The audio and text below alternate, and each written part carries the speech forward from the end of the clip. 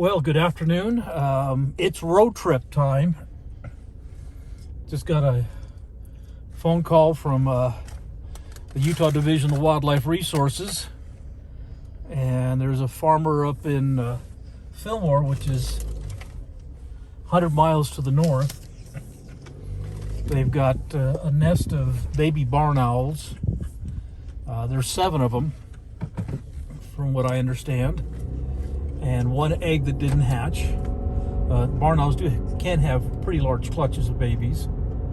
And the haystack is sold, and they're loading the haystack on a semi-truck to get it to market. And so the baby owls have got to be rescued. So that's what we're doing right now. We're heading first to the gas station to top off the tank, and then it's about a 2-hour drive to Fillmore, Utah, and then find out where out in the agricultural area this farm is, so that we can get those owls picked up. So we're going to have a little fun. Barn owls are kind of a favorite bird of mine. As adults, they're really, really pretty animals. As babies, they're one of the ugliest birds you'll ever see. And boy, they can scream. They've got this horrifying scream sound that they make. And the barn owl was the first bird of prey that I ever actually rescued when I was 12 years old. So I've got a real soft spot for barn owls. And these little communities are disappearing. Oh, there's 100 right there. So I just passed 100. Oh, okay. Turn around. Turn around, go back. Yep. It was Highway 100. Yep. Okay.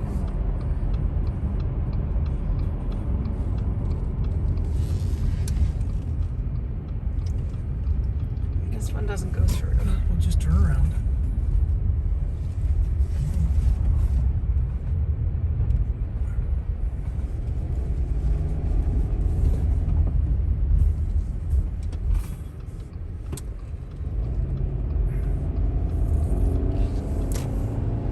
Okay, west on 100. Yep, that's the direction we need to go. Never heard of Flowell. Must be another little itty bitty town. Yep, there's lots of little tiny places spaced out throughout Utah. And this road will take us to Delta. So it's on the road out toward Delta, Utah. Oh, okay.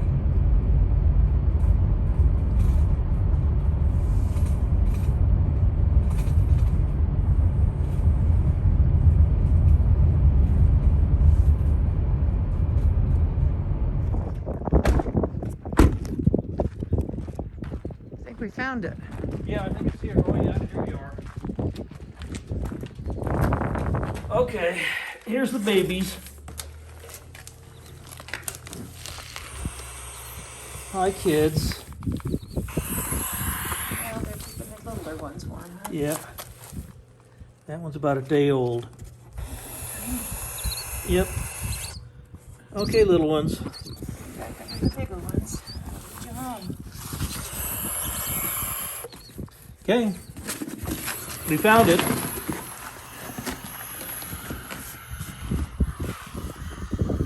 That's the noise they make. Yeah.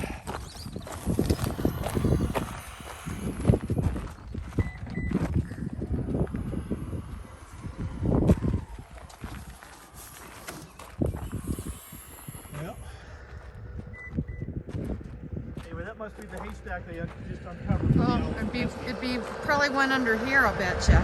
Here comes somebody. They said they just pulled the tarp off. Ah. There's a tarp right there. Oh, yep, that'd be them. Okay. Well, we're out here at the Hayward Farms. Got the baby owls all picked up. And as you see, it's just lots and lots of agricultural stuff out here. And of course, we followed, Google Map. And it took us about 3 or 4 miles out of our way.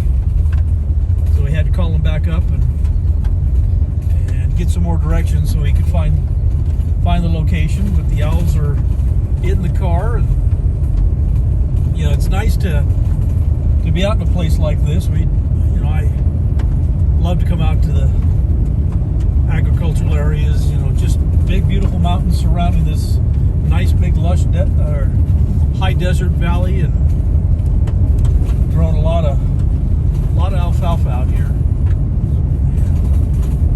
So we're gonna try to head back to Enoch, to the rescue center. The owls are basically, the oldest ones are about week and a half old, and the younger ones are like a day old. So They change fast. they do. So we've got our hands full. Well, good evening. I'm Martin Tyner, and we just barely walked in the door. We had to rescue 7 baby barn owls. So these are our little baby barn owls.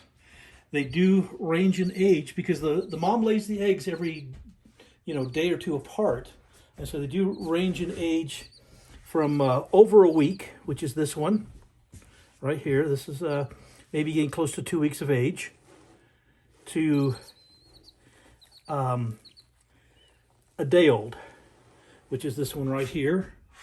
So this is our little day old baby, and they're definitely hungry, and we're going to start to feed them here. We have to be really patient with these little guys in order to get them to eat properly. And so we'll see what we can do for them. The older ones will be the easiest, I hope. And let's see how they feel about something to eat, huh? How do you feel about something to eat, sweetie? Yeah, says, I don't know.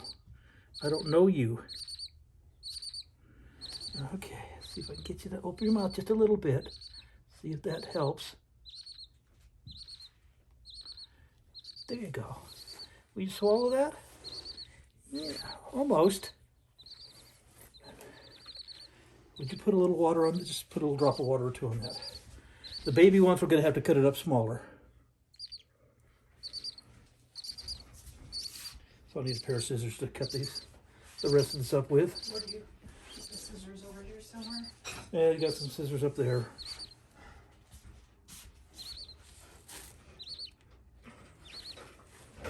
How about you? They're not in that spot. Let's see how you'll do. Will you eat a little one? These are small enough for you guys to swallow.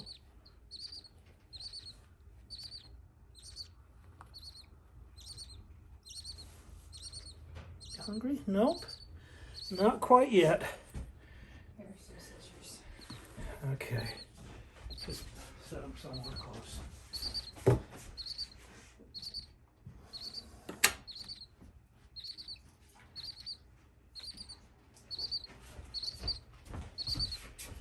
Okay.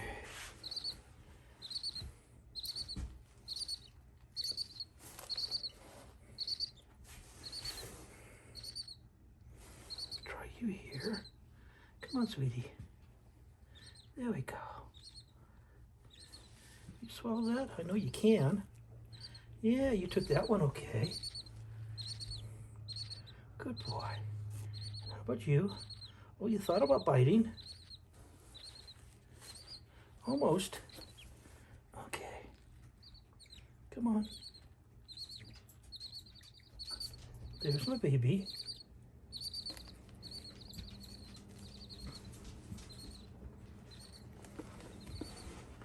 Okay. What's up to you, sweetie? There you go.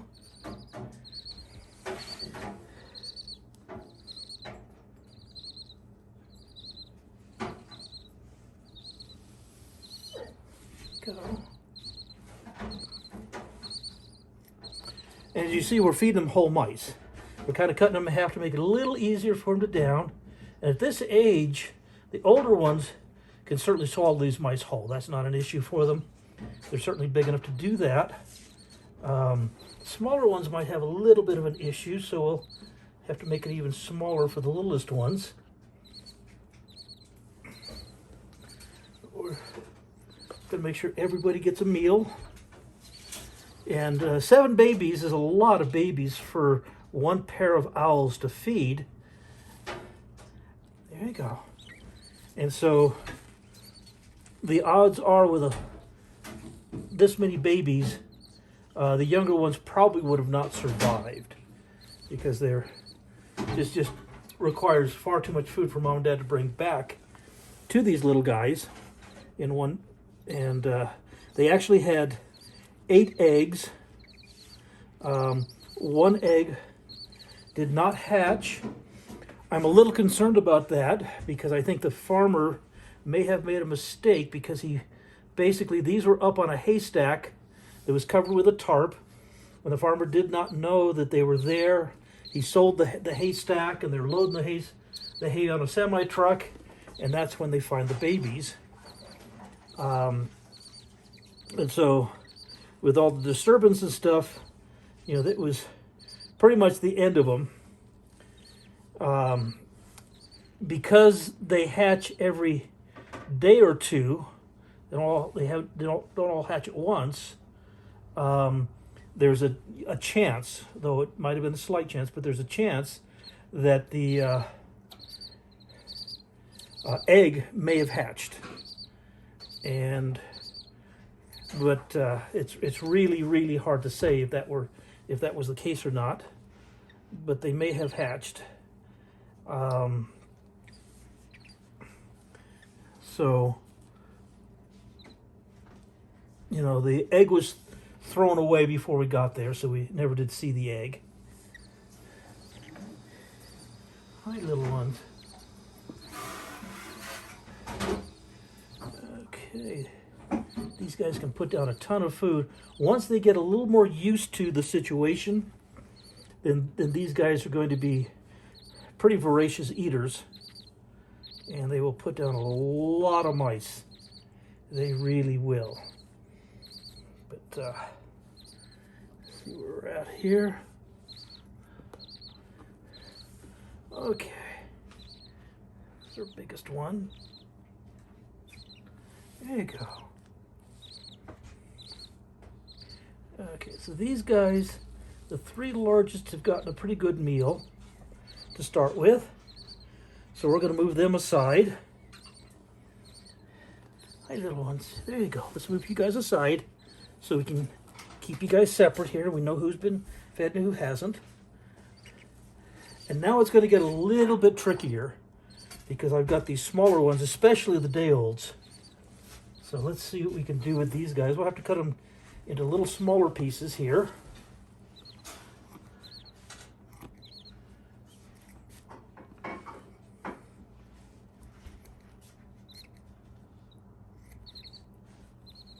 And see what we can do with these guys.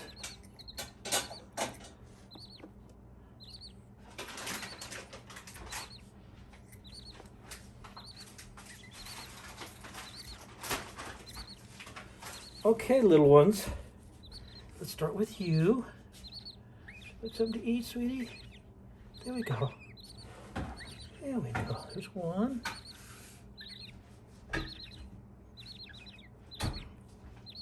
2. Okay. 3 pieces for you. And let's take your this one.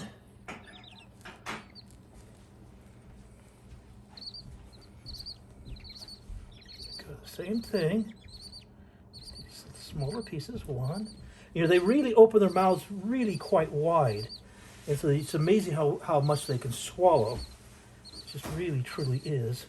To get down into their crop. So we've got these cut down to small pieces. Okay. The ones I'm most worried about is these itty bitty ones. See how tiny that is? I'm not sure. I've certainly hand-fed babies smaller than this. Can you swallow that? Is that too much? Yeah, that's a little too big for you.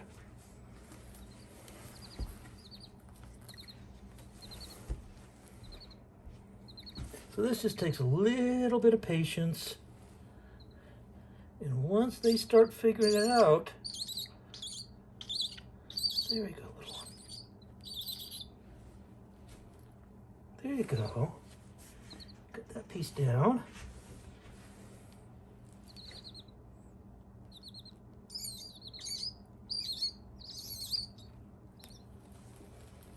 Yeah. No, that one's not going down yet. Try it again.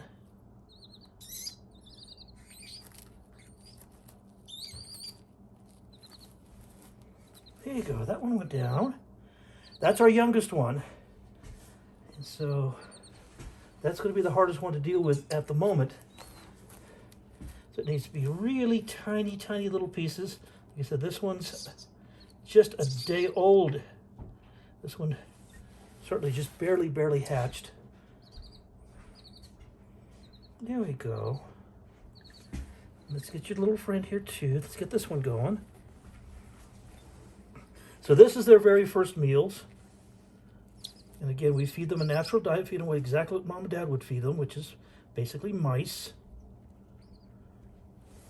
You swallow that? Yeah, you swallowing that good, sweetie. The good thing is that we caught them at an age or at a time when they have not been starving, and so they're not weak. And that's a really, really good thing. They're not weak at the moment. If they're been starving for a day or two before they get fed, now we've got a starvation issue, and we may not be able to save them. But you know, we got this call this afternoon, and it's a 100-mile drive out to Fillmore, where the farm was. And so we drove all the way out there and got these little guys as quickly as we could, and drove back home as quickly as we could to have as much opportunity as possible to get these guys some food, and really, really quickly. Oh, what a good boy. What a good little boy. How about you? And so we're going to have to do this many, many times a day to get these guys. There we go. That's my baby. That's my little baby. So a lot of people, you know, I've had lots of people come up to me and say they've found some baby owls and they can't get them to eat, and what do you feed them? And they've told me that they've been feeding them lettuce and parakeet seed, which is just, you know, about the worst thing possible to feed these guys. You have to feed them whole mice, and you know, you see I'm feeding them the feather, or the fur, and the bones. And I'm kind of breaking up the bones so that they go down and don't puncture anything as they're going down. But I feed them these whole pieces so that these babies get the calcium and the vitamins and the nutrients that they all need. They really need whole animals in order to feed properly. There we go.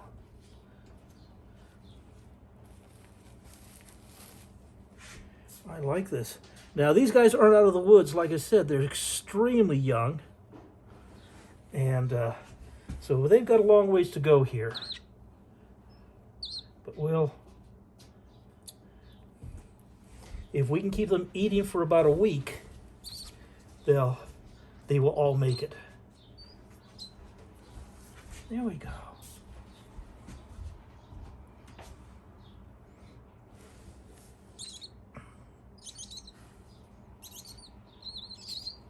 There you go.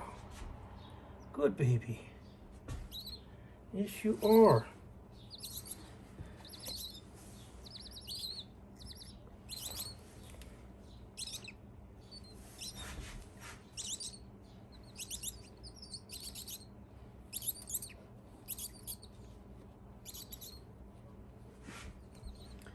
There we go.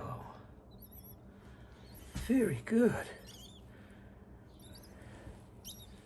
Try you again.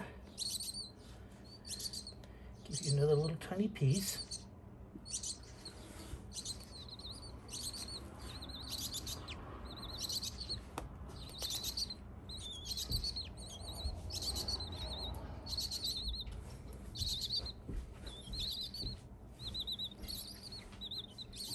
There's my baby.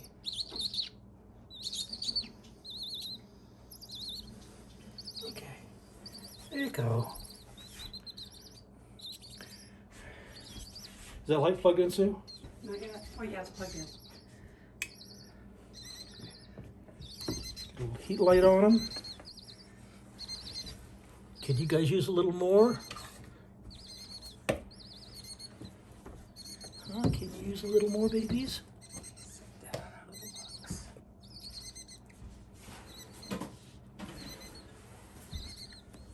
Okay.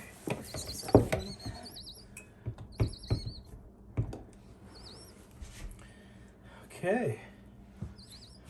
I think we've been pretty successful for a start, for our first meal with my little ones. Here's our littlest babies. And basically, we kind of stack the little guys. So the smallest ones kind of are in the middle to stay warm. And the bigger ones kind of snuggle around the smaller ones. So everybody stays warm and cozy and healthy. And well, there you go, guys. That's our first feeding of the family of baby barn owls. And hopefully we'll be in a situation shortly where they'll be looking for food aggressively, and in a couple of weeks go out to a chamber, and hopefully we won't have to hand feed them anymore. So we'll be checking back with you guys to show you their progress as things go along. But I think the most baby barn owls, oh, well, there you go. That's good. That's a good poop. But the most baby barn owls I've raised in a clutch were 5. And so this is 7. So this is really a big clutch. And like I said, Mom and Dad probably would not have been able to feed this many up to full grown. But, you know, because of all of you guys, we have pretty much an unlimited supply of rodents to feed these guys, and I'm so grateful to all of you for doing that for us. In fact, we'll be ordering another big batch of rodents from Rodent Pro. We're going to go through this really, really fast. These guys will be eating, starting off with about 4 or 5 small mice a day, to when they're eating the largest quantities, they'll be eating probably 8 to 10 larger mice every day, and that's each one of them. And so we're going to go through a whole lot of mice here real fast. And so yeah, we're going to do a Rodent Pro order probably tonight or tomorrow morning, and get us a whole big pile of food for these babies. I hope you guys enjoyed seeing our little baby owls from about a day old to a week old. And we're going to keep working. I've got to get out and finish my chores. I've been gone all day getting these guys. So I've got chores to get done. So we'll talk to you guys later.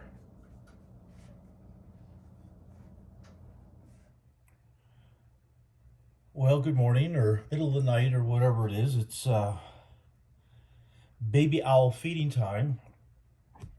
And for those of you who haven't heard, we went out yesterday afternoon and rescued 7 baby barn owls that were happily nesting up on a haystack until the farmer, unbeknownst to him, had the baby owls on his haystack. He sold the haystack and drove up to load the haystack on a semi-truck and haul it to market, and took the tarp off the haystack, and lo and behold, there was a whole bunch of baby owls. And so I'm mama baby owl now, and these guys are starting to come along. And probably the neatest thing right now that I want to show you guys is that even though these are baby owls, they do eat whole animals. What they eat is these are I've got mice here, and we'll cut the larger ones can swallow these whole. The larger ones, we have to cut them into smaller pieces, but they eat the bones, they eat the fur, they eat the guts, they eat everything. And this is very, very important for a balanced diet. And then whatever is not digestible, they will regurgitate in a pellet, and people refer to them as owl pellets. And I don't know if you've ever dissected owl pellets when you were at school, but there you go, there's an owl pellet. And so we've got from these baby owls, this is what they ate for the last 24 hours or so. And so they're really, for the size of these little owls, these are huge pellets. But that's what an owl pellet is, and that is the fur and bones and things that they were non-digestible within their system. And so that's would be one of the larger ones. Again, this is one of the larger ones, these larger pellets. This would be one of the smaller ones from the smaller babies that we've got. Now they lay the eggs about every other day, and they hatch about every other day. So these guys are ranging, the 7 of them are ranging in age from about a week old to just a day old. And so, you know, there's a lot of variance in size. And what happens with these guys is, if there's plenty of food available, the larger and stronger ones will always, you know, certainly eat first because they're larger and stronger, and the younger ones, if there's not a lot of food available, will starve to death. But here at our Enoch Wildlife Rescue, you know, we've got access to a lot more food than mom and dad can provide, and that's what we've got here. You can see a whole plate full of mice, and so we will make sure that they get all they want to eat, and so nobody goes hungry, even our little tiny babies. Well, let me get started on them.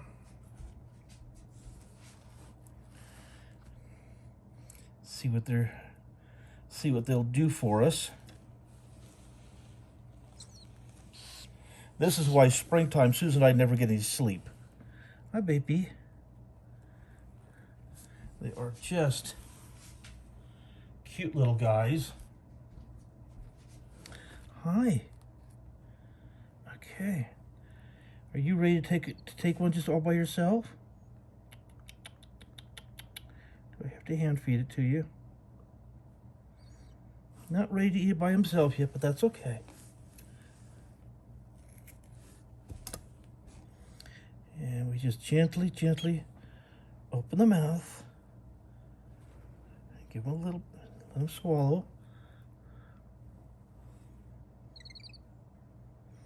And quite soon they'll be a little more enthusiastic, and they'll be taking them all by themselves. Yeah. These are good mice, huh?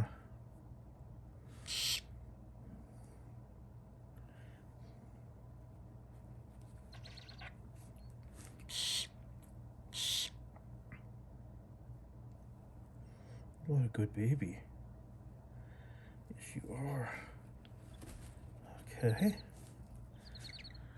Okay, this one's had 2.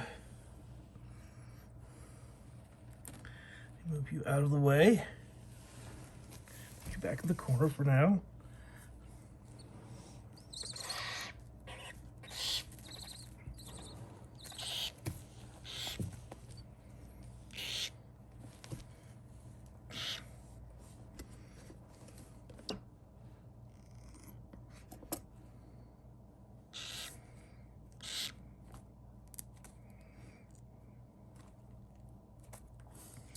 Not quite ready to eat on their own yet, but it won't be long.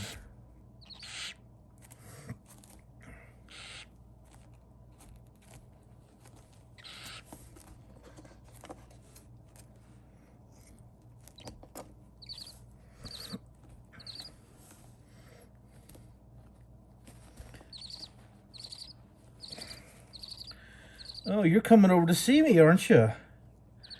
Okay, that's good news. We got one baby that decided to come over and I think get his breakfast already. Hi, sweetie. Oh, you're gonna nibble on my finger tiny bit? Good for you.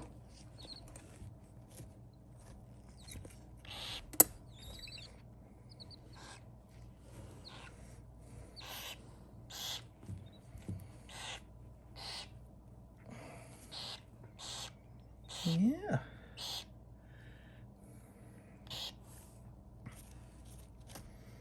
My babies.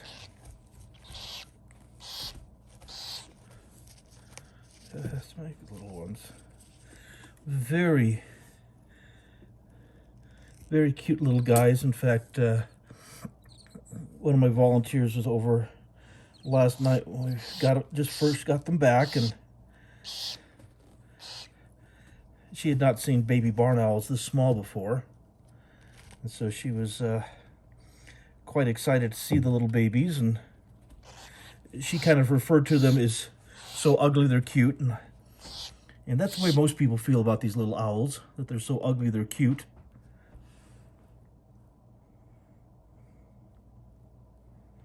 But they do grow up to be one of the most beautiful little owls in the world. The barn owls will have a pure white underside and a gold-colored back and white faces, and they're just beautiful, beautiful little owls. Let's get you over here with your siblings. Okay.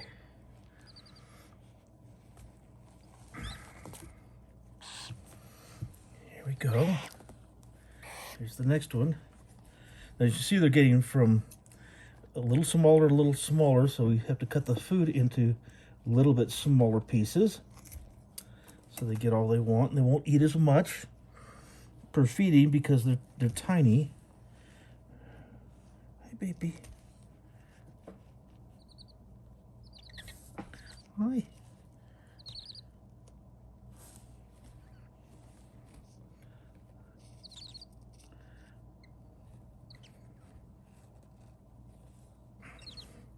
Come on, little one. They'll be fine. There we go. Such a good baby.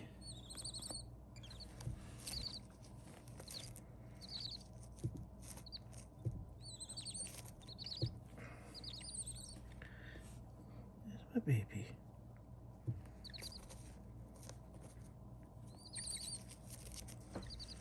Yeah.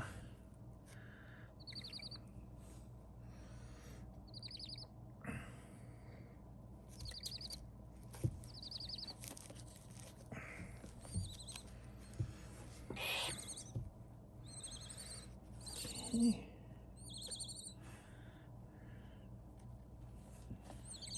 You are.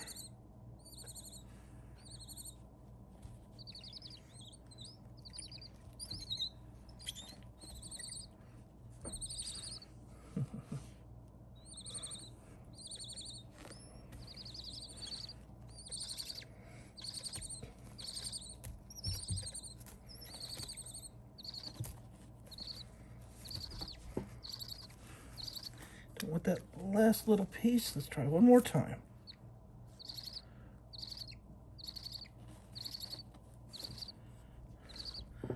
Okay, good little baby. You're gonna take it this time.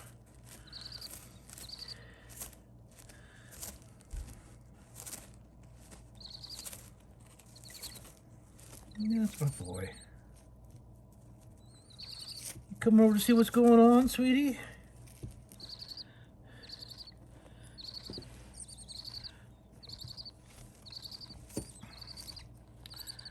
Okay.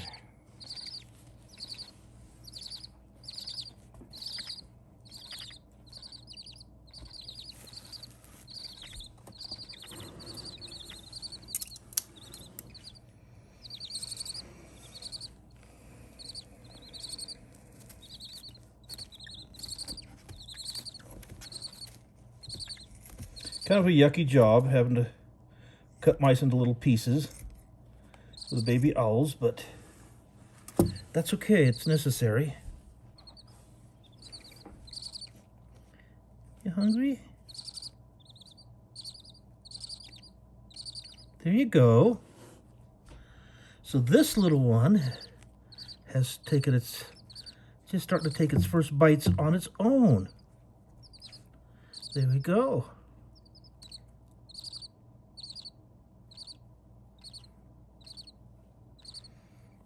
Perfect. So don't have to use the fingers. We can start using the forceps. There you are.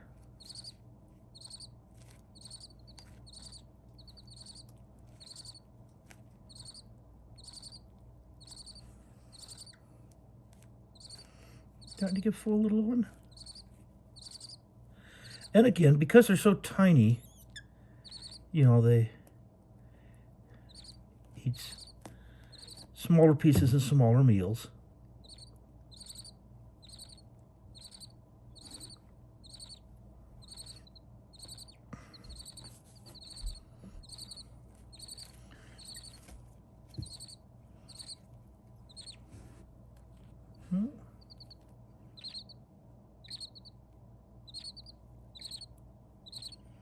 Very good. Very, very good. Of course, now we're getting to the challenging part here.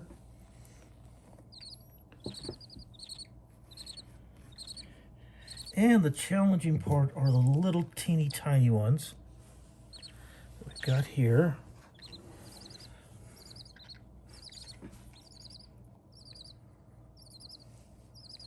So these are my little day-old little tiny babies. The nice thing about these little day-olds is they're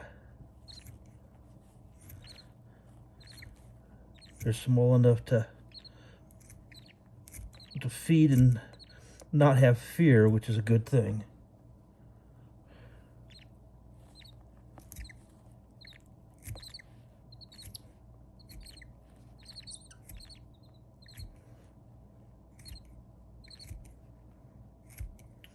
We're going to chop these into little tiny pieces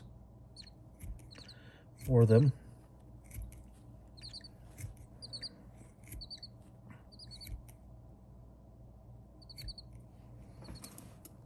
Okay.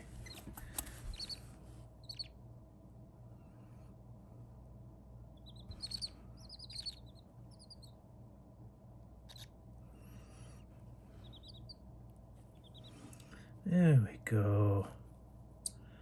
Yeah, you guys want your food, don't you?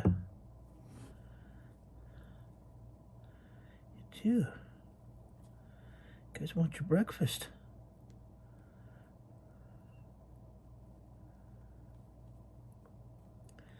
Let these two compete a little bit.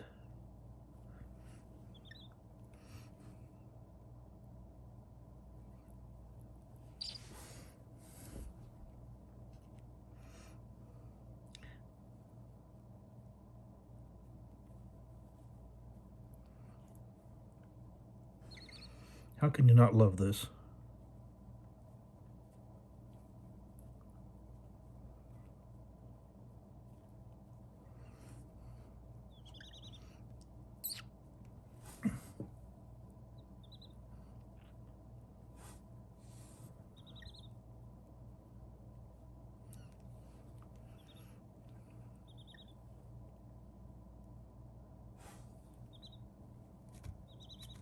You're taking all the good stuff, little one.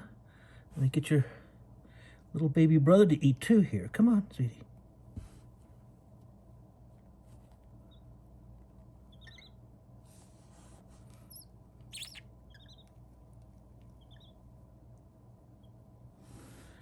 Oh, come on.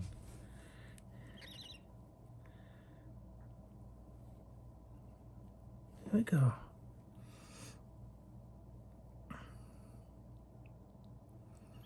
Like I said, it's a patience game.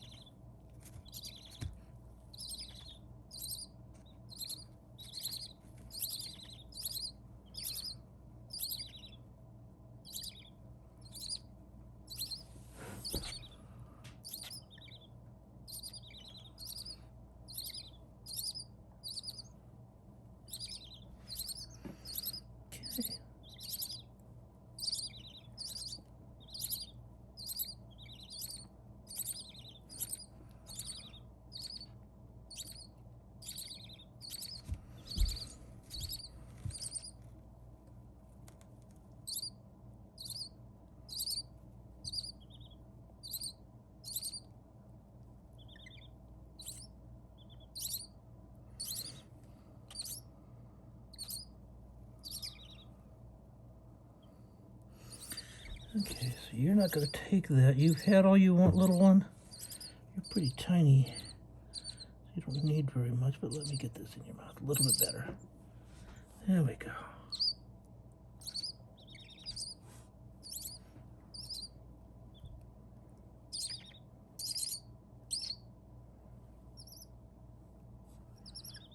Yeah, that's my baby.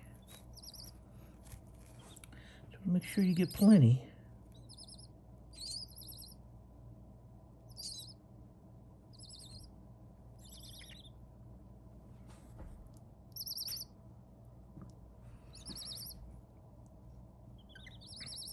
Too big for you? Let's try this one.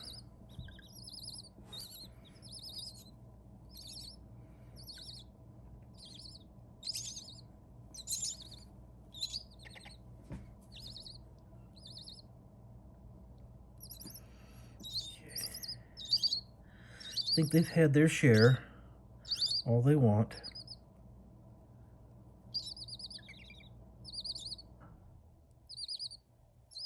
Okay. Yep, you're done. Okay.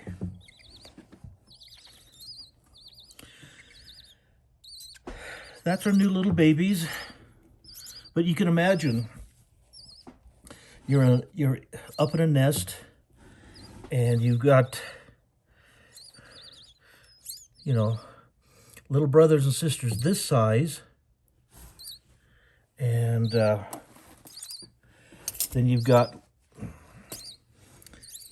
over here in the corner here, and they're competing with brothers and sisters this size. And so that's, if there's not a huge amount of food available, the youngest ones don't do very well. And the nice thing with these little guys, since we have the whole family, is they can help keep each other warm, and this is what they do in the wild. You know, the little ones have very little down, and they would have a hard time staying warm, but we can kind of, and this is what they do in the wild, we kind of pack the youngest ones and pack the oldest ones around them so that they everybody can keep warm.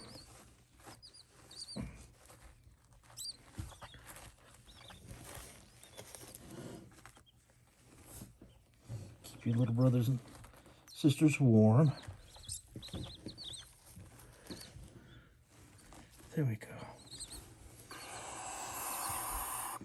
Does anybody else want any leftovers? I still got another mouse here. Got leftovers? Huh? Got leftovers, baby?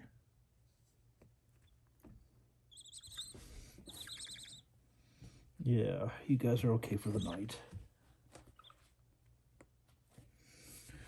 Okay.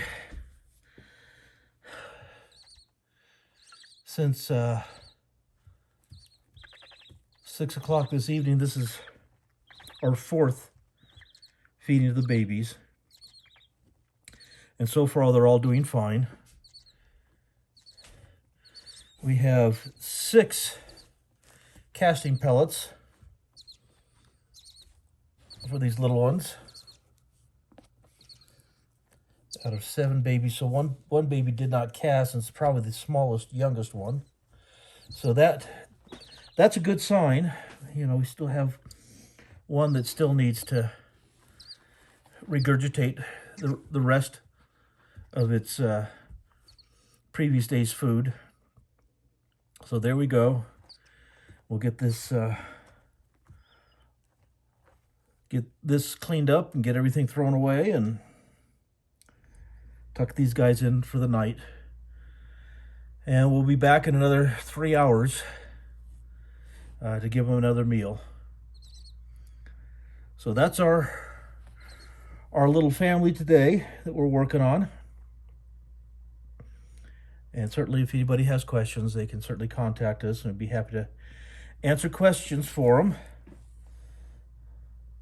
Oh, baby. Nope. You guys are ready to tuck into bed. You guys have got... Oh, you think you're going to want another bite or two? Let's see if I can get you a smaller bite here. Another bite?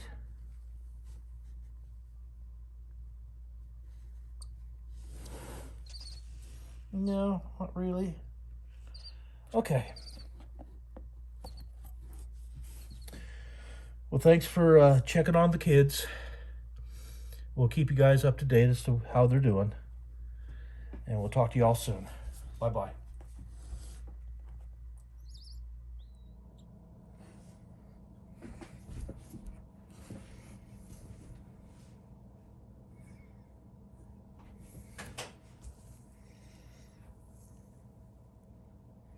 Of course, the minute I turn the camera on, they stop. Oh, there we go.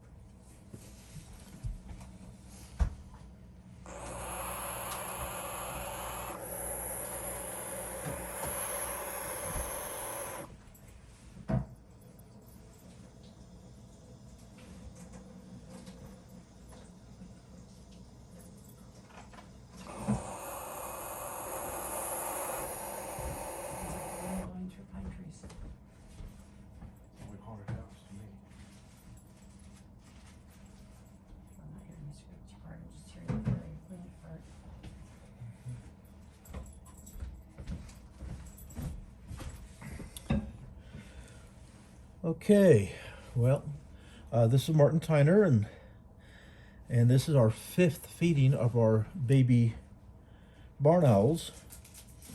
We got them at 6 o'clock last night. It's now 8 o'clock in the morning, and so we're going to give them another meal. But one thing I wanted to show everybody is their castings.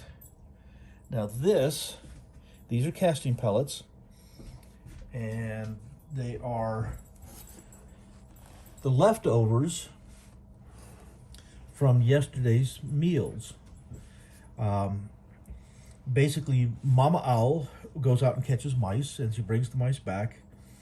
And depending on the size of the baby, they will either swallow the mice whole, or Mom will tear them into smaller pieces for the smaller ones.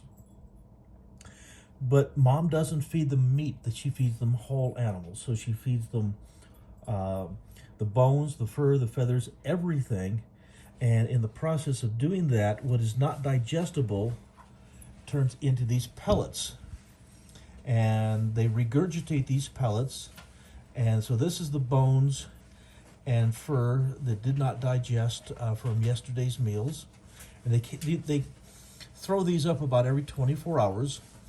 And you can actually pick through these and find little bones and skulls and teeth and all sorts of things in there to be able to identify what the owls have been eating. And so people do need to understand that these guys, meat is not a good diet for them. They have to have whole animals. And so I have to feed them the same way that mom would. I have to feed them whole animals. And so that's what we do here. This is mice. And so we basically will cut these into smaller pieces at this age and feed them, but they eat everything. Like I said, they eat the whole animal, not just the meat part of it, so that they get a balanced diet. And in the process of regurgitating these pellets, they work like a kind of a scrub brush to clean out their digestive system. Now we have 6 babies, and we are 7 babies, and we've got 6 casting pellets. So 6 of them have regurgitated the pellet. Even our smallest one, which this is the pellet from the smallest baby, and so that just means they're doing fine. The youngest one may have not had enough food to cast yet, but hopefully it'll do so today. And so, you know, when people try to take care of these things, they think, oh, I'll just feed them bacon or hot dogs or hamburgers, and that's really, really bad for them. They have to eat mice. And so just giving them some kind of meat, especially fatty meats or processed meats, can make them extremely sick. So anyone that takes on the effort of raising any kind of wildlife really needs to do the research and understand how to feed them properly. And so that's our casting pellets that these little guys have produced so far, which is good to see that they have got that done. And so now it's time to feed them again. Yes, it is, huh, babies? I love that sound. That's their wild cry for babies. And we're going to put this over here. And let's see if we can feed baby owls. Shall we?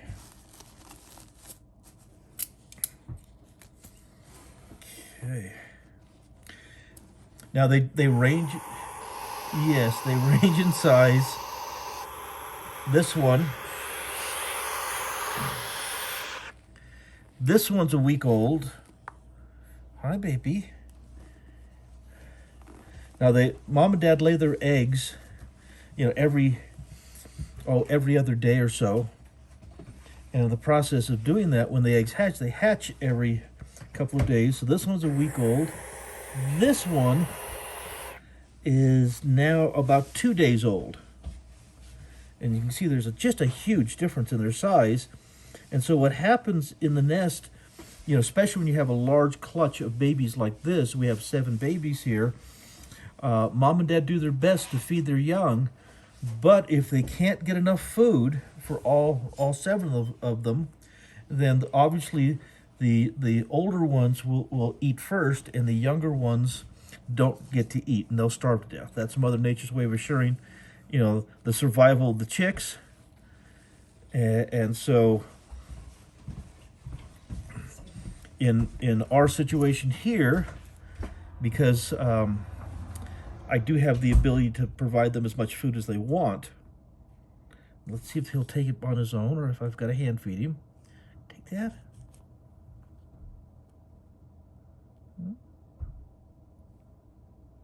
Yeah, no, not going to take it on his own. So let me turn him in a direction that's a little more beneficial for me to hand feed him. Turn him right here. There we go, sweetie.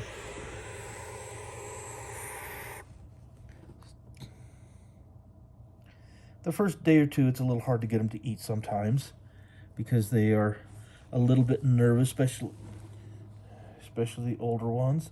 So the older ones are a little more difficult because they're a little bit shy. There we go.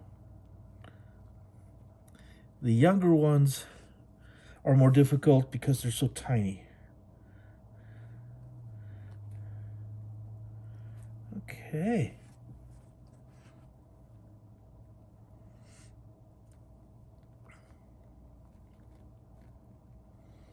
That's my baby. Yeah.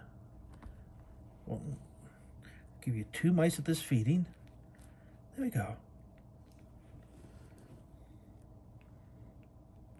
Okay, there we go. That one's fed. Move him over. Our next big baby right here.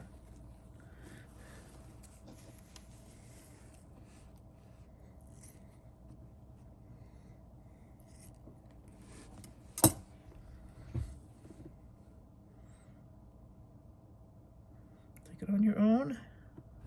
Nope, okay. We'll do it this way. Just kind of get them a start.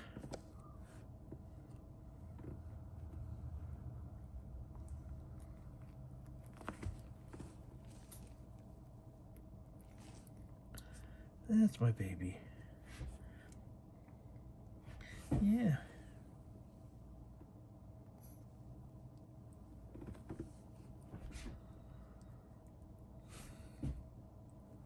There we go.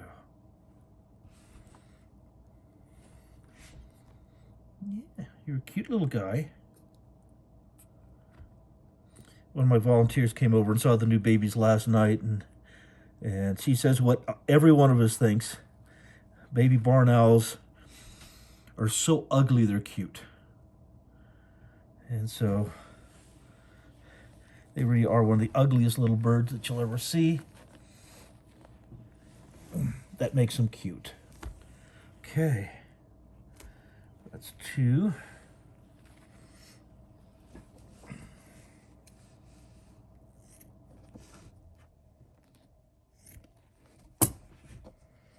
Hi, baby.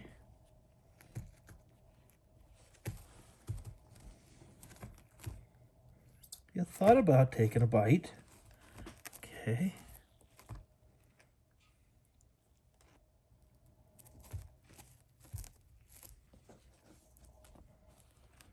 Come on. There we go.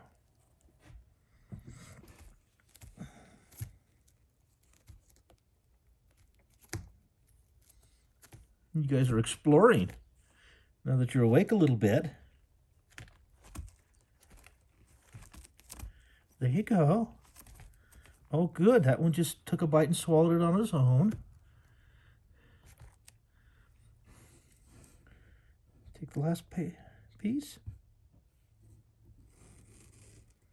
Okay. There we go. There's our little one.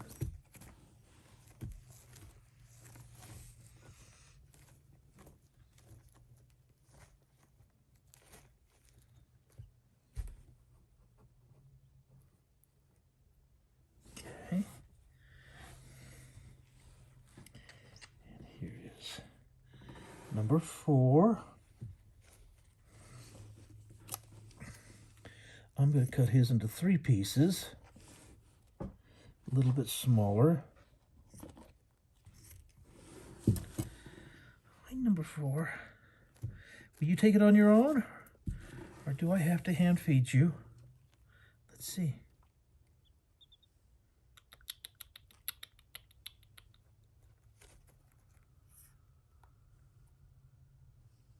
Almost.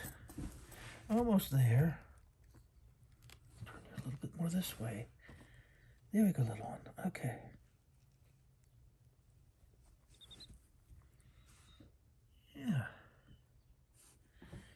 Good.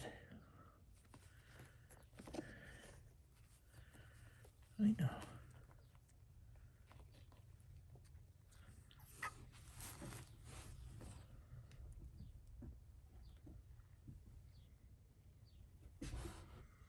Yeah, there you go.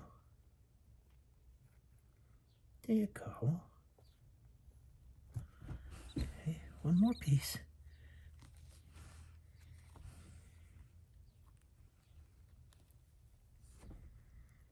Okay, good for you.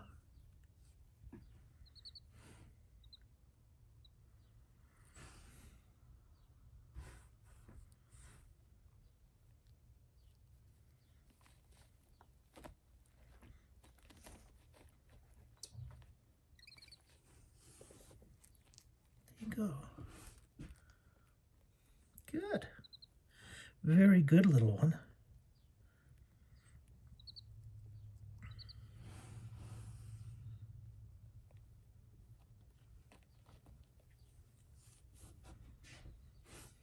Okay.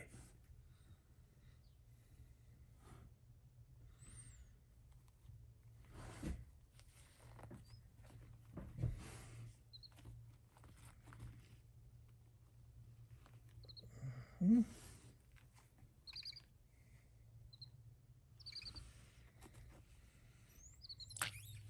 Oh, you need to use the bathroom.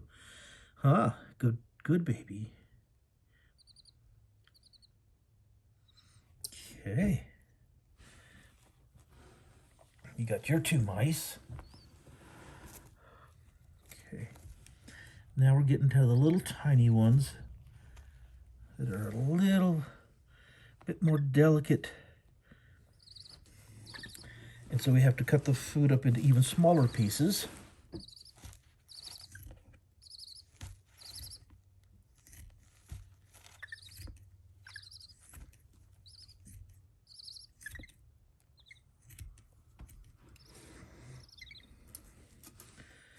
Okay, little one, here. Let's see if you'll eat on your own.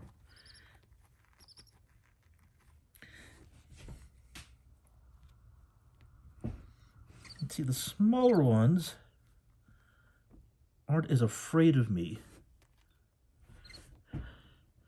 And so they'll feed because they don't know what humans are.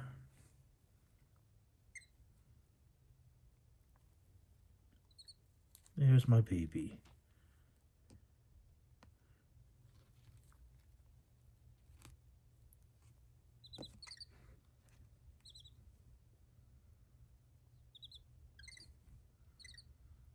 That's a baby.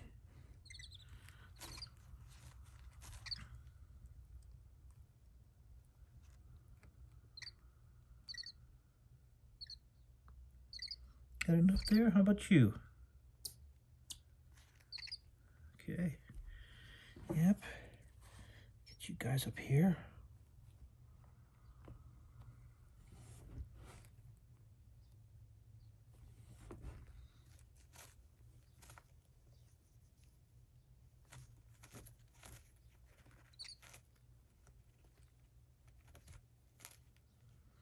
Yeah. There you go.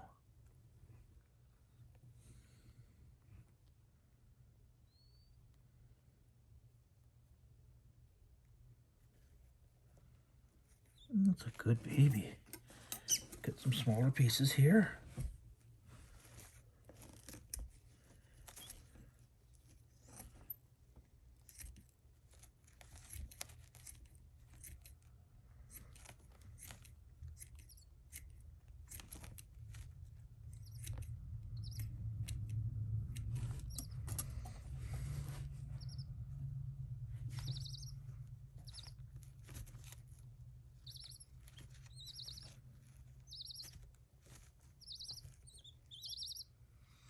Good.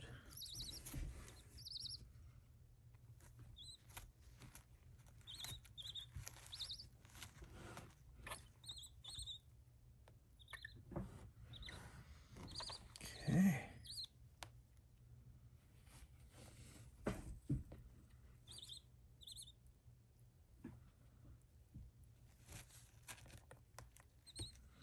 Takes a little bit of patience.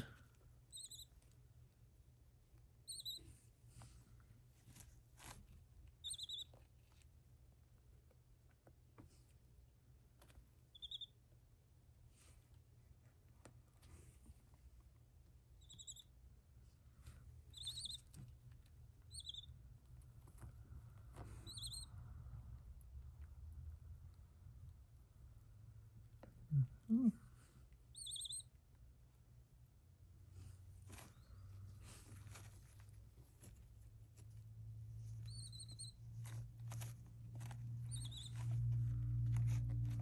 There you go.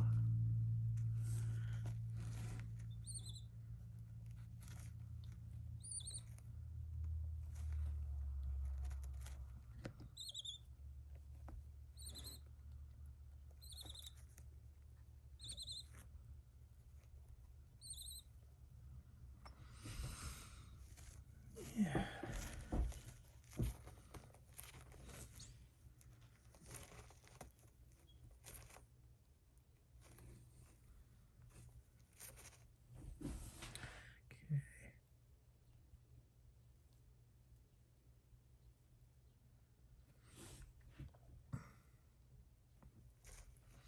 So like I said, these guys get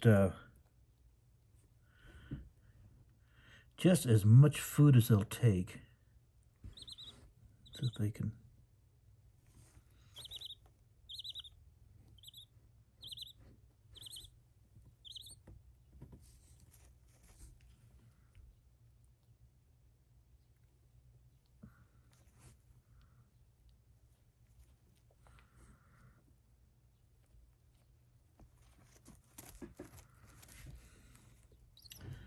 That's just terrific.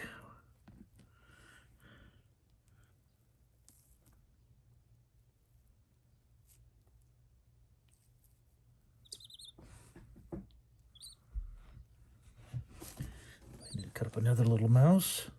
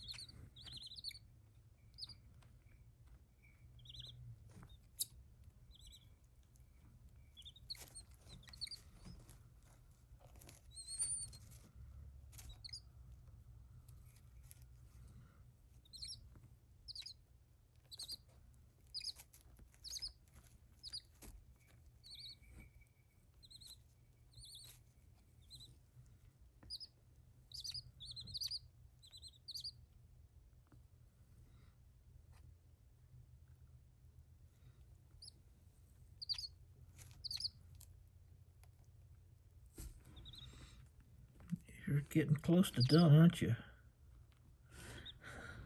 Let me get your head out here so we can see you. Make it easier to feed.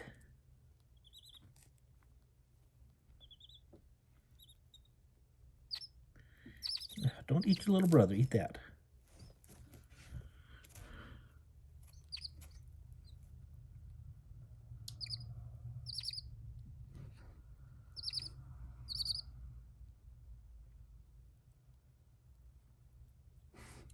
Yeah, you're doing good, kiddo.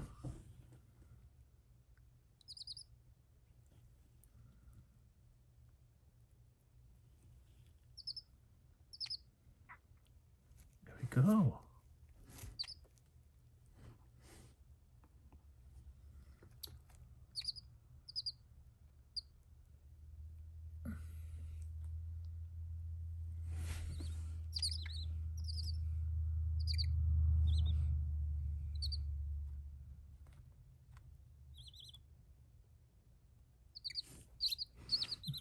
Don't eat your little brother.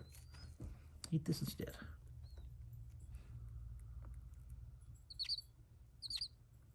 There we are.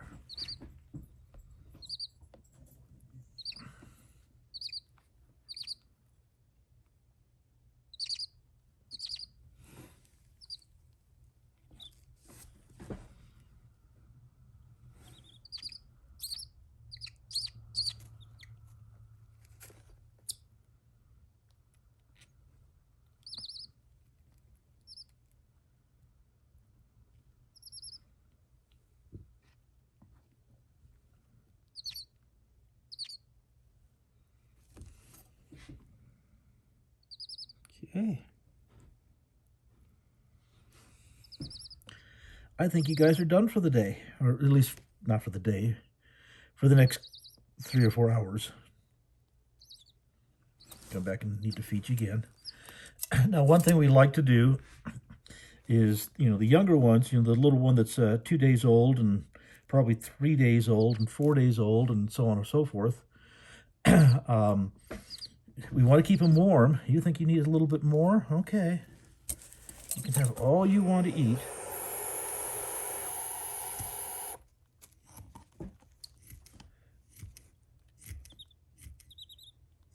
We stack them up so they keep each other warm, especially the little tiny babies. So if you think you're still hungry, kiddo, here.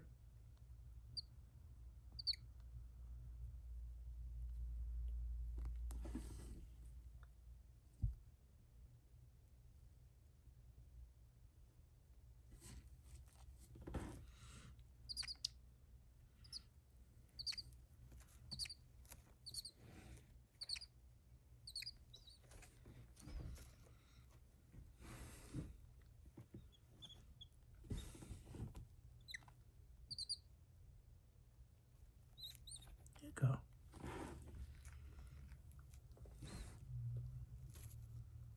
So feeding does sometimes take a while.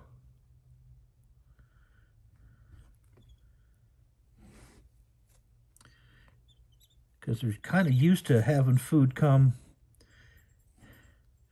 and then mom gets them a bite or two, and then mom and dad go catch another mouse.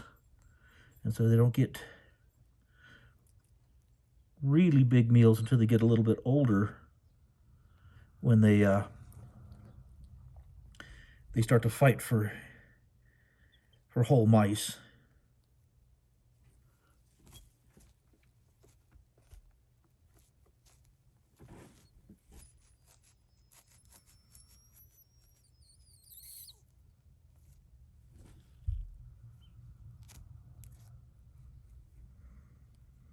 Yeah, just let them have all they want.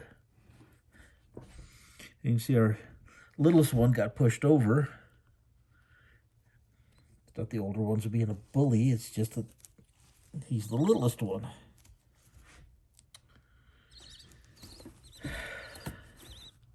You guys want any more?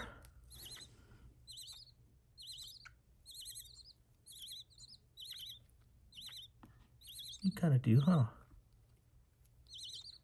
Here you go.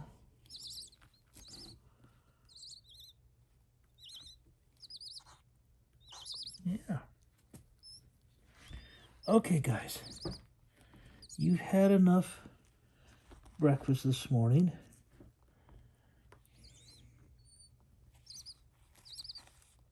So that's our 3 littlest ones. Our next one is a little bit larger. And we just keep going up in size and just kind of stacking them around. They'll keep each other warm. Okay, guys.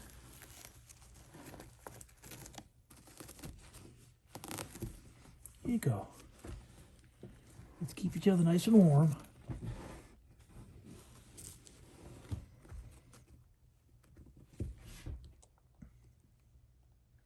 So now we got a pile of baby owls. So they're all in good shape. You want another one? No? Okay. You guys are good. Anyway, that's the first 12 hours of having the baby owls, and they're doing just fine. And they make a big mess, so we're gonna, the next thing is to clean out their box, and we'll get that done here in just a minute. Hope you guys enjoy seeing the babies.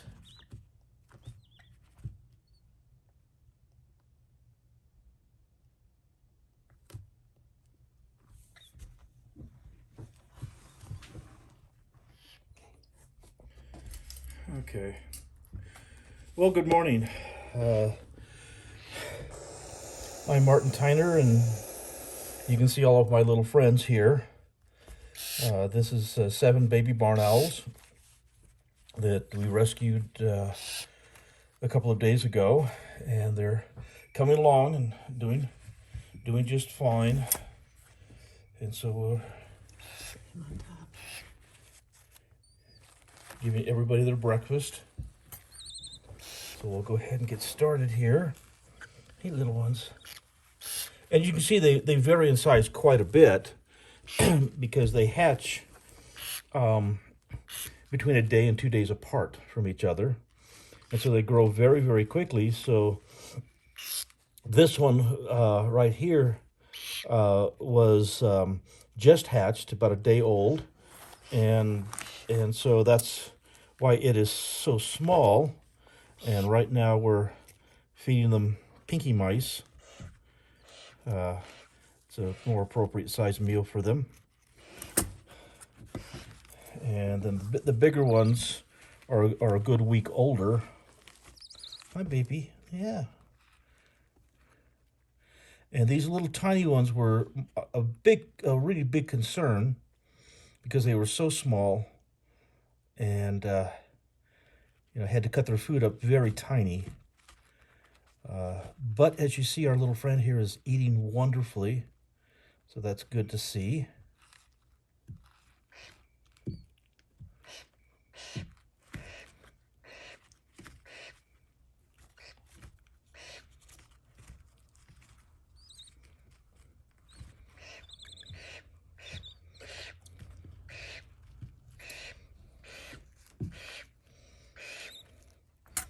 Yes, you're eating really well, little one. And like I said, the younger they are, the smaller they are, the more difficult they are to feed. And so this one is eating super good. We're really excited about that. Okay, we'll put him over here. Let's find the second littlest one. I think that's you. Dig you out of the pile. The second, no, there's the second. Littlest one right there. And actually, this is the littlest one. Hi.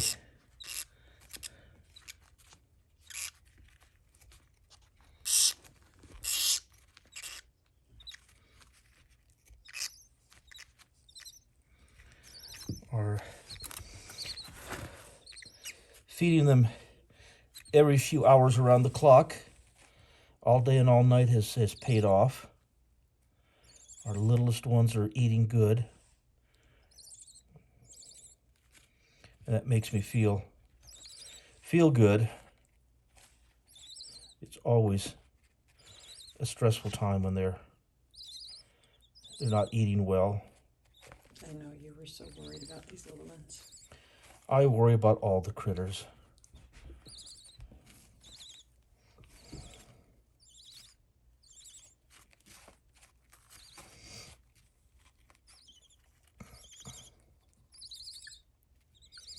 Yeah.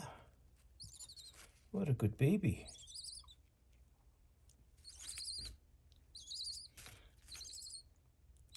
Their jaws at this age expand, and they're able to swallow things that are just amazing.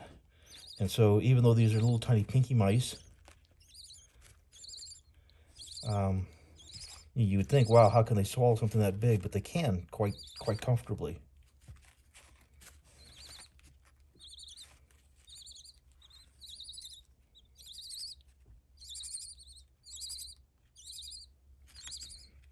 They are cute.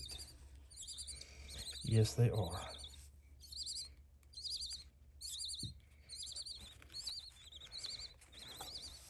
Okay. Let's put you with your brother or sister. Right there. And this is our next one. You can see the size differences.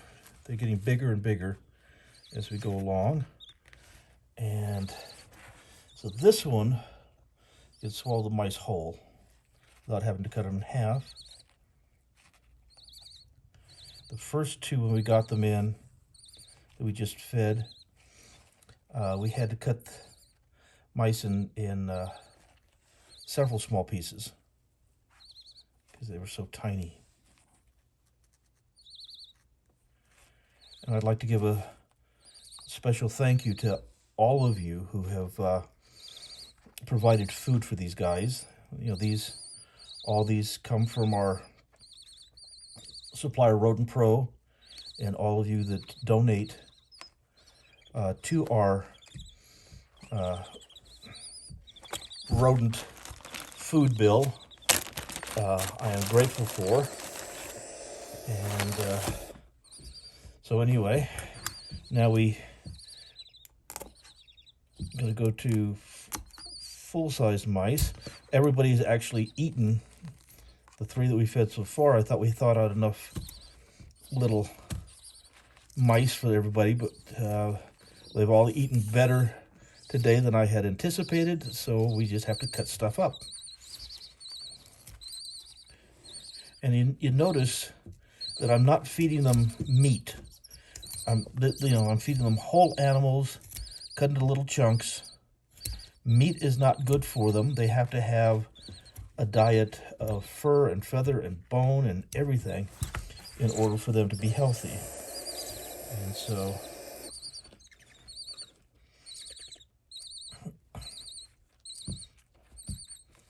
these guys eat, for their size, they eat a huge amount of food.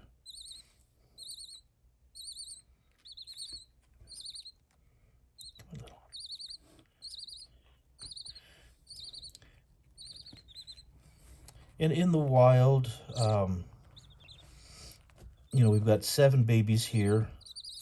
It would have been extremely difficult for Mom to raise all 7 for the simple fact that they eat so much food. And for Mom and Dad to provide this much food,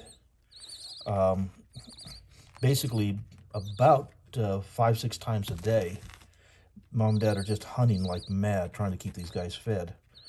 And so what would have normally happened is the ones that hatch first are bigger and stronger, and they would have been the ones that would have gotten the majority of the food, and the younger ones would have probably not survived in a nest of 7. The rodent population was really big, and they had really successful parents, maybe. But here at the Enoch Wildlife Rescue, they get all that they could possibly want to eat.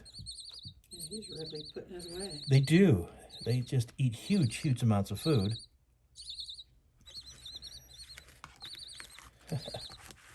Getting full. I think he's full. Come on over here. Come over here with your little brothers or sisters. Okay. Take long for them to dirty up the clean pan. Nope. Change it so many times a day.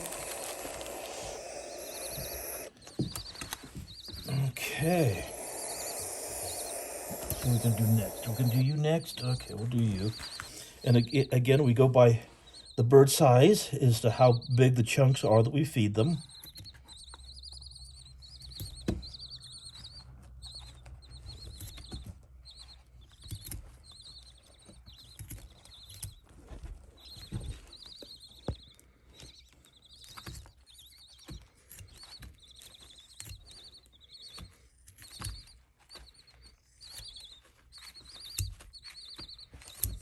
One over there, walking towards his little ones. Yeah, we're gonna get this one fed right now.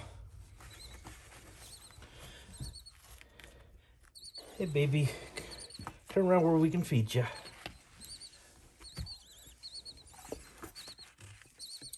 Hi, here we go.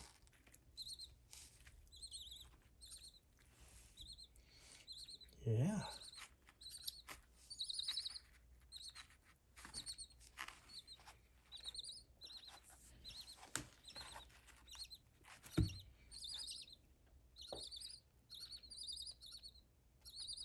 This one's been always a little shy about eating. So we're going to help him along here a little bit so we don't just stand here all day.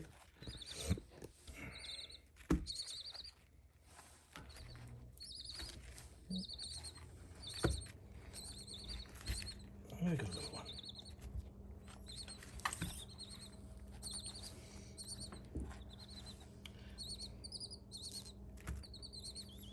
Oh, he eats well, but you have to kind of encourage him.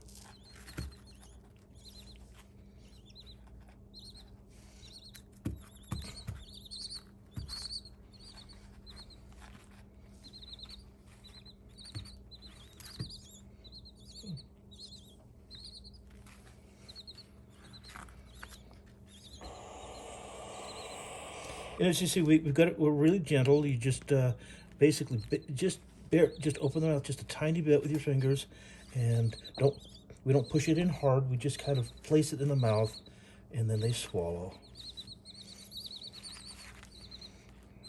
Oh, such a sweet boy or girl. Probably a girl.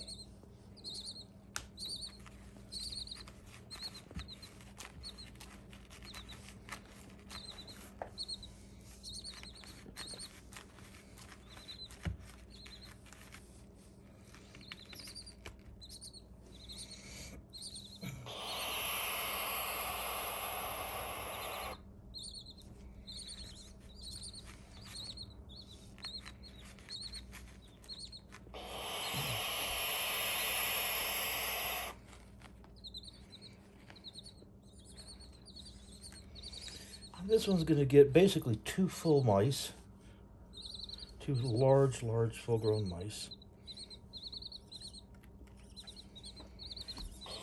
Yes, you are.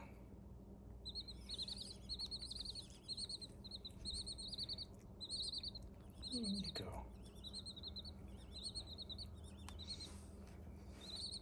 Says you about had enough? Let's take that in half. Got you there. There you go.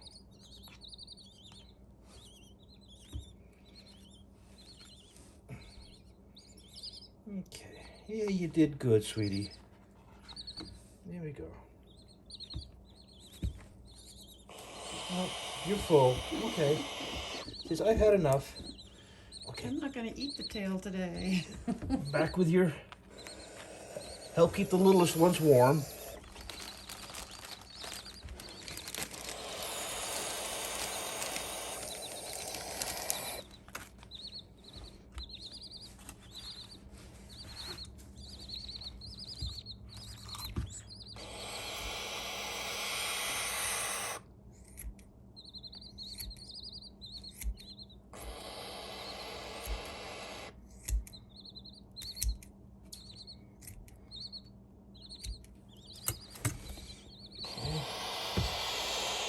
Little one.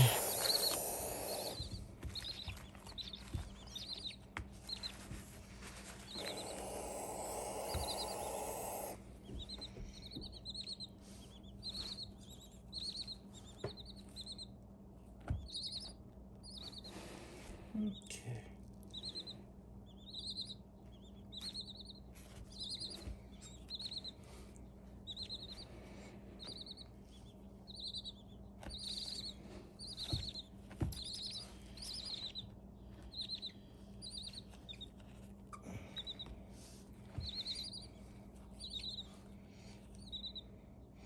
This one will get 1 whole mouse.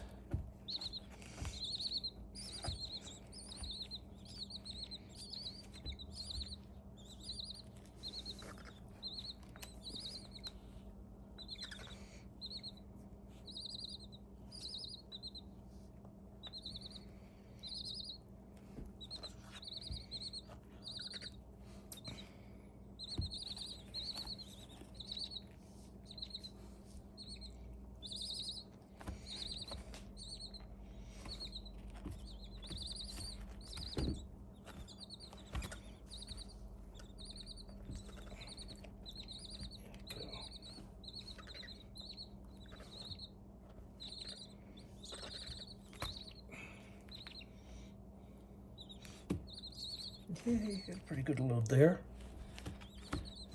That's probably good for you. Go back with your little brothers and sisters.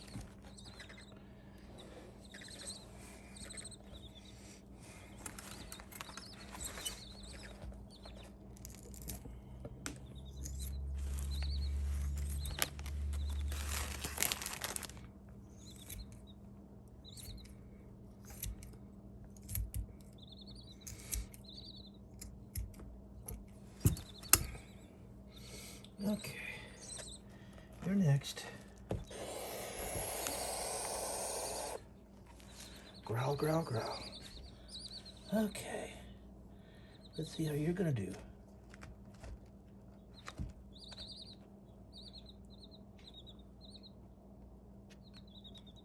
There's my baby.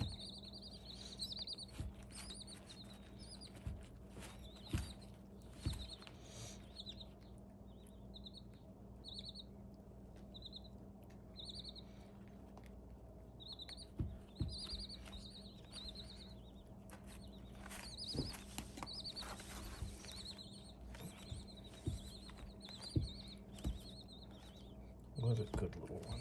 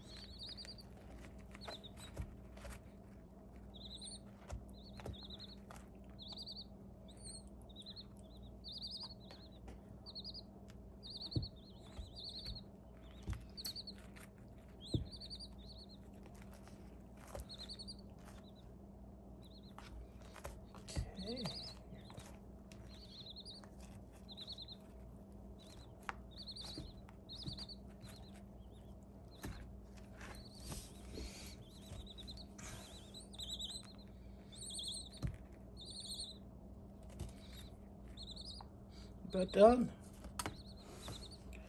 Okay. Come on, my little friend. You and your brothers, sisters.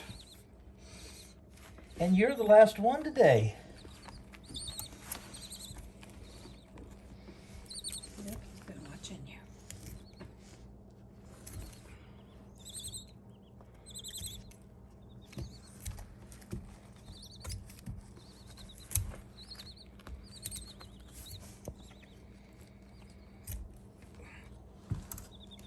Okay, my little friend. Come on.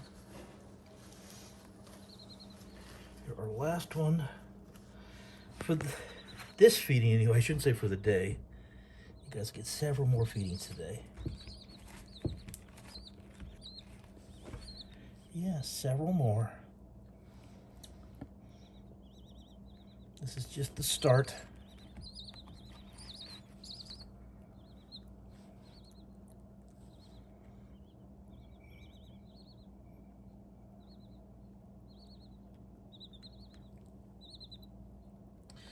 You know, about the best way to describe the feeling of taking care of these guys is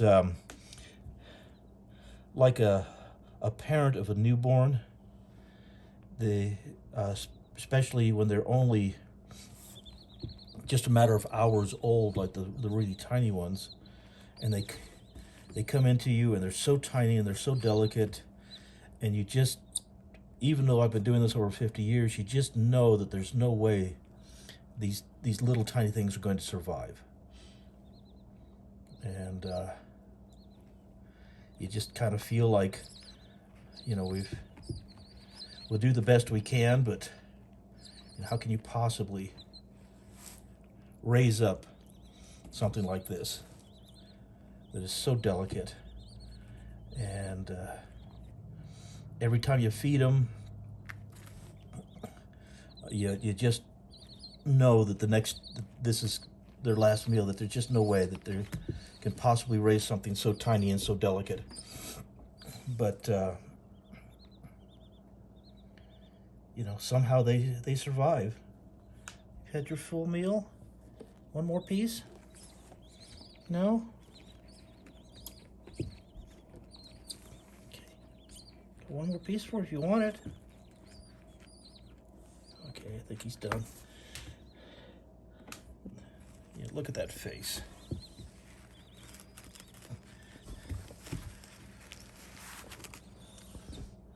Look at that face. I had it zoomed in pretty close. Okay. So we were getting a good close-up watch.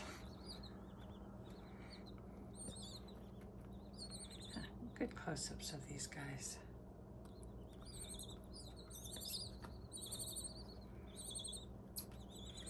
Okay, my little ones.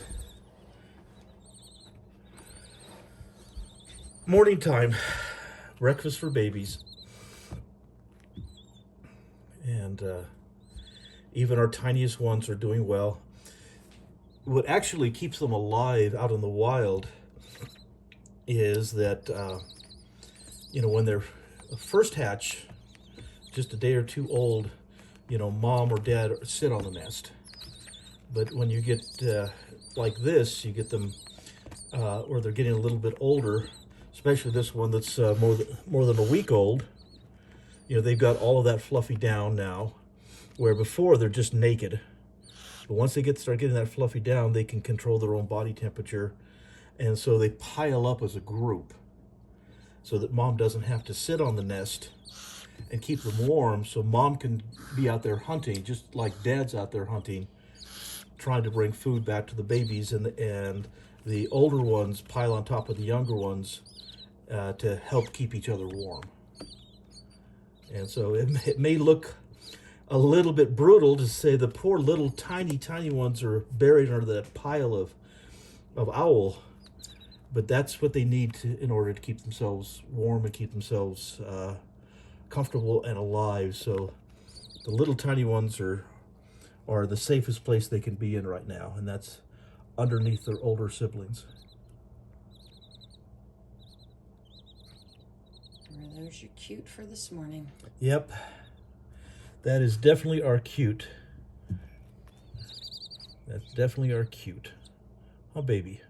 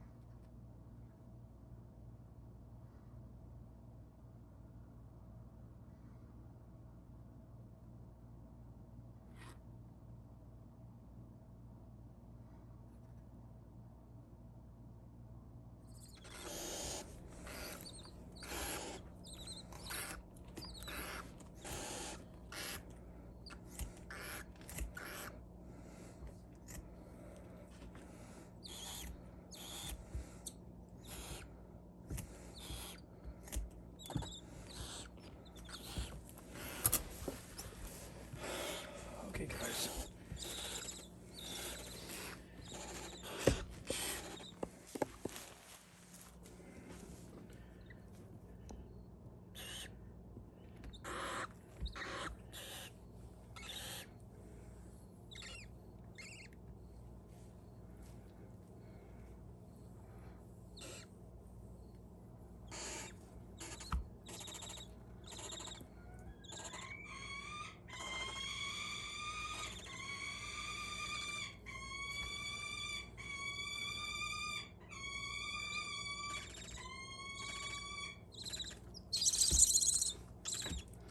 You gonna steal it from your little brother?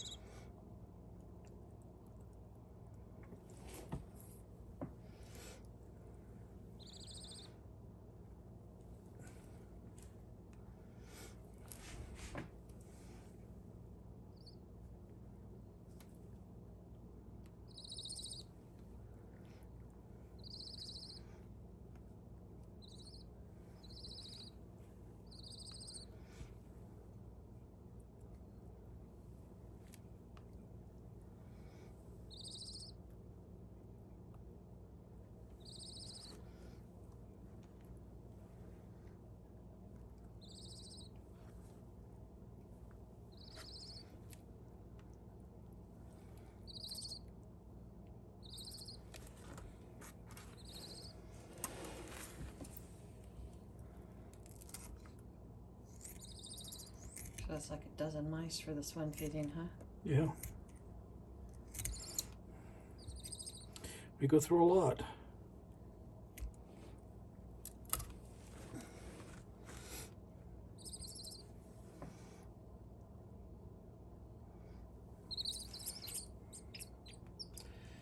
We just feed them till they don't want any more. Maybe you can sleep through the night tonight. If you're lucky. Hasn't happened yet, huh? Not yet. Not with these guys. Little ones are kind of young.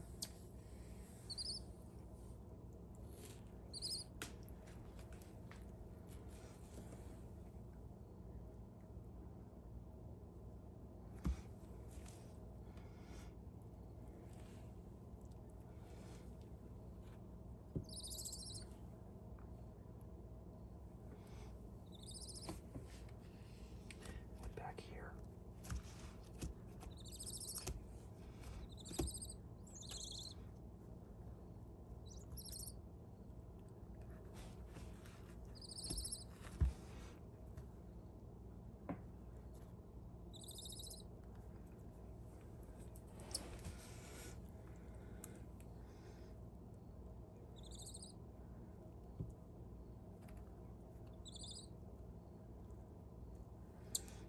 We're getting about done with them.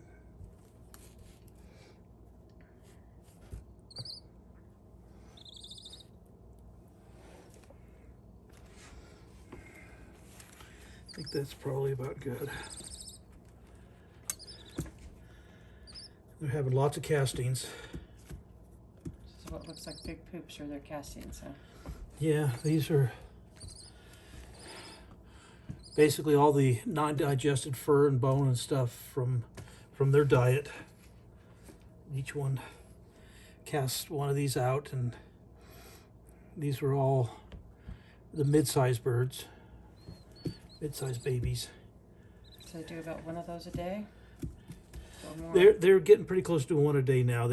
When they were young, they was getting one about every 3 days. But they're getting bigger. They're eating bigger meals, so they're starting to have bigger castings.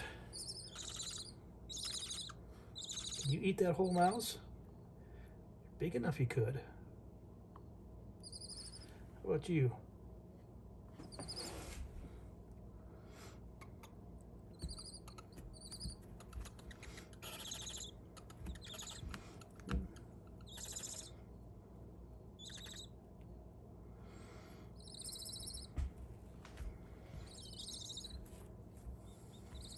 It's amazing how much they can swallow in one sitting.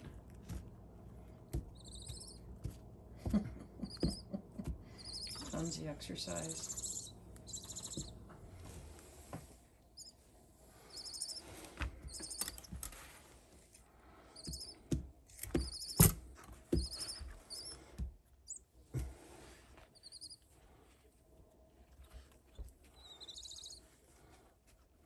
Daddy's gonna squirt you. I know. I'm watching. Think we're about done with them.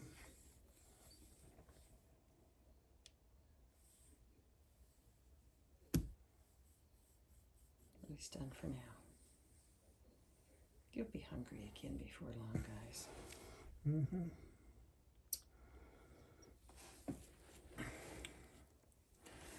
Like I said,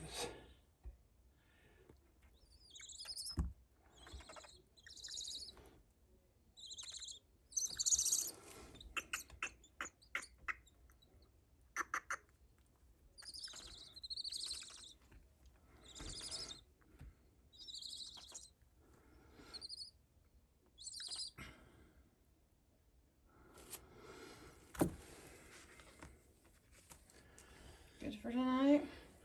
yeah, except we're supposed to have some baby birds coming in. Oh, can't go to bed yet? Not yet, I'm sorry. You just got home from a program. Yep. Got home for a program and I got a bunch. More babies coming. Yep. Okay, guys. Well, good night for now, owls. Well, good morning. I'm Martin Tyner with the Southwest Wildlife Foundation and I've got some of my babies here with me. These are baby barn owls that we rescued last week. And I was kind of in the mood to tell you a little story. One that's a story that's kind of meant a great deal in my life. And I don't remember where I heard the story. I know I was quite young. I was a child when this story was told to me.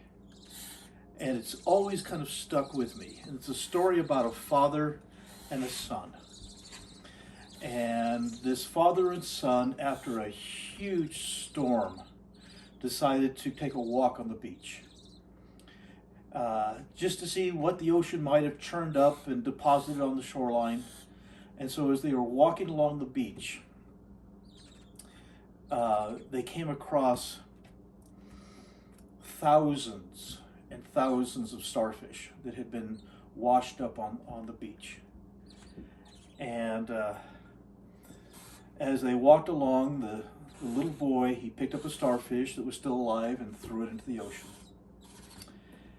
And then he picked up another starfish that was still alive and threw that one in the ocean. And he picked up a third starfish and threw that one in the ocean. And the father asked his son, says, "Son, you know, you can't save them all."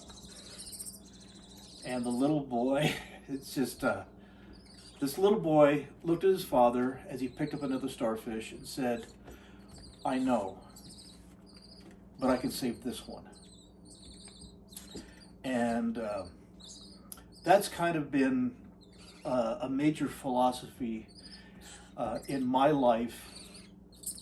You know, I can't save them all, but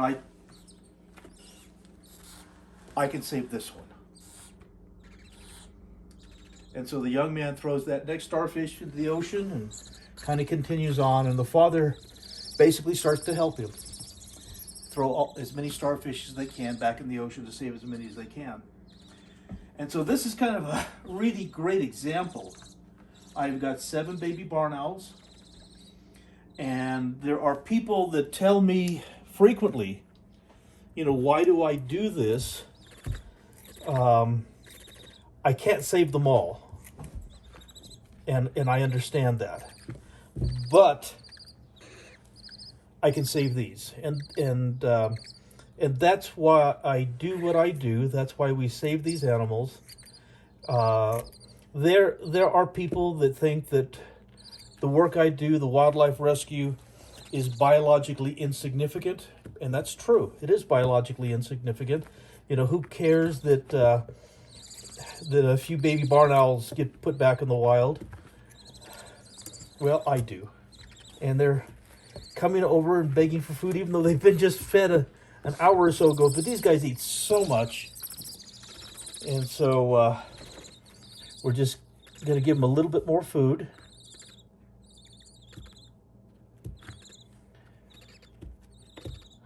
Just a little more food for the kids.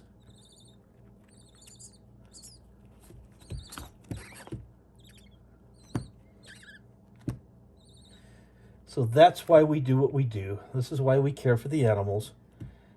You're picking on his toes? Here's some mouse for you. So you don't have to pick on toes.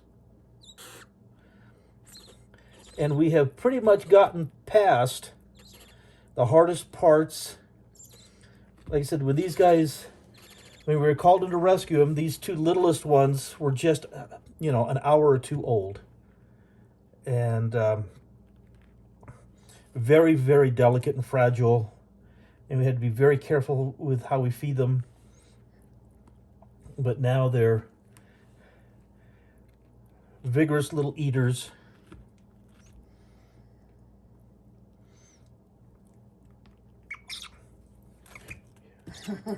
Have a tug of war. Yeah, they do. And that's how it works. The most aggressive one eats.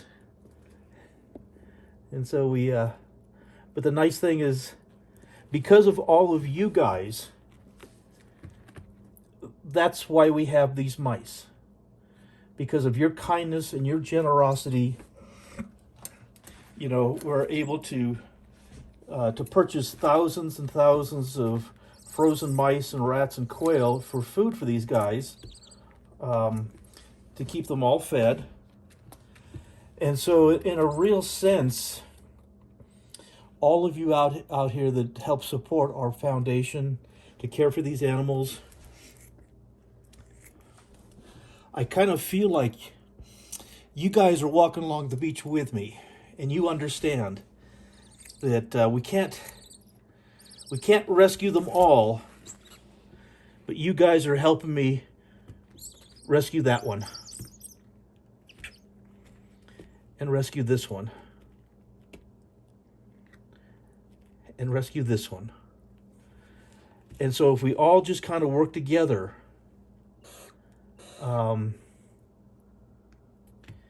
we can all make the world a little bit better place.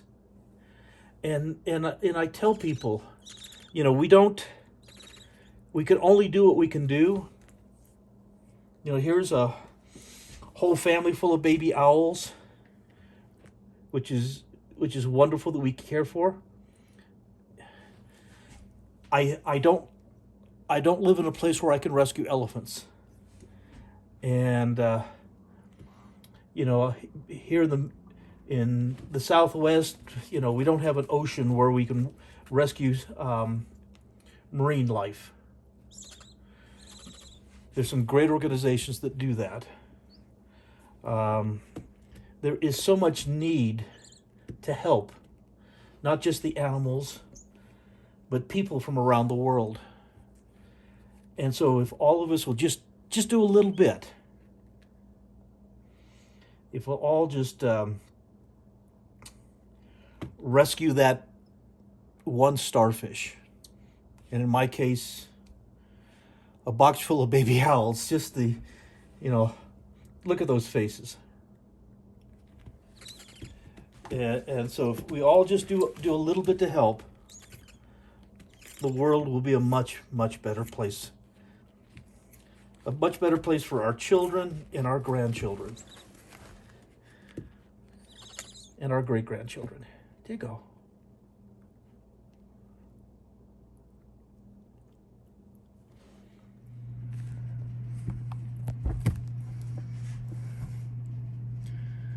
This has got to be the most uncomfortable way to sleep I have ever seen.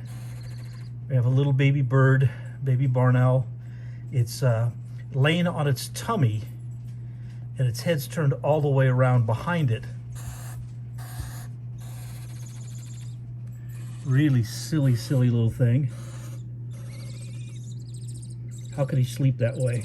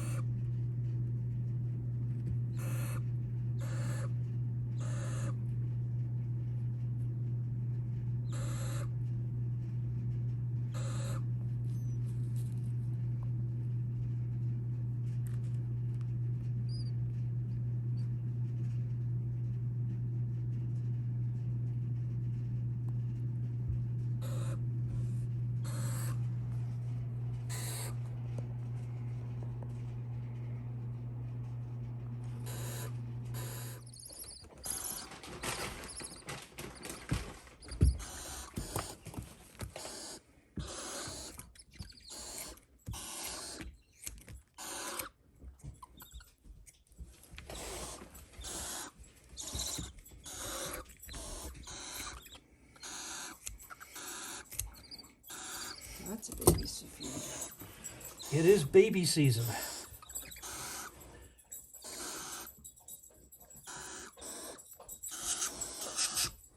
Come on. Get too excited.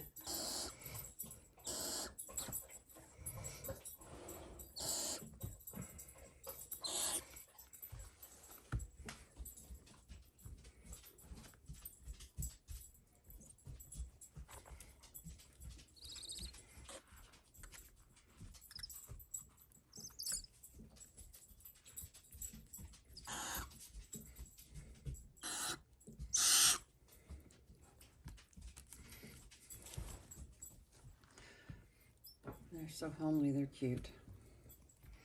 Yeah. What's that old joke? A face only a mother could love and she died laughing? Isn't that the old joke? Something like that? that what happened, guys? Huh? No. No, they were orphaned, poor kids. They were orphaned.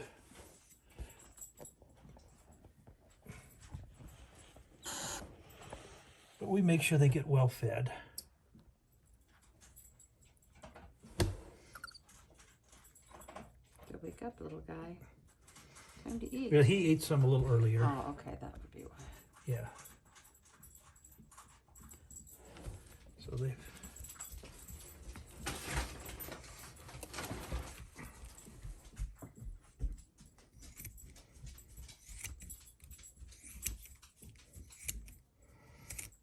Just about got them filled up. I don't think they'll eat too much more. This is their second dinner, huh? Yeah, this got the second dinner. That gal that dropped off the kestrels was interested in seeing how we feed them.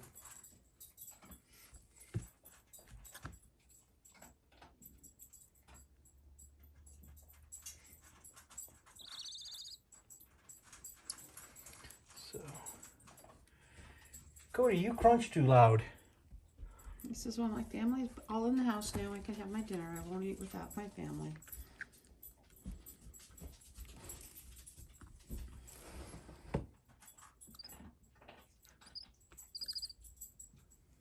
He's just trying to give the owl sound effects. Yeah, I guess he is. Okay, anybody? Crunching down on the mice. Huh? You want another one? Okay.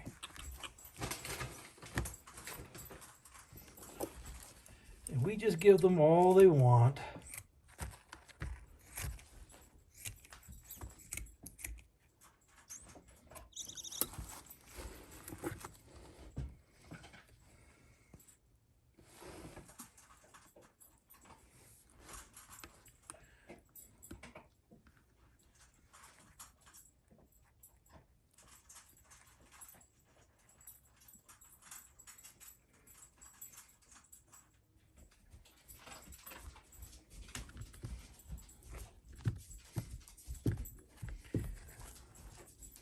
Getting close to everybody full.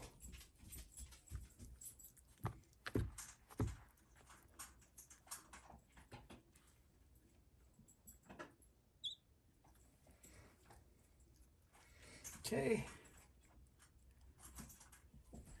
I think everybody's done for the night as far as that goes.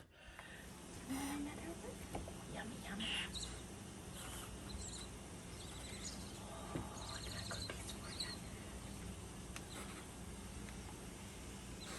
Good job, guys.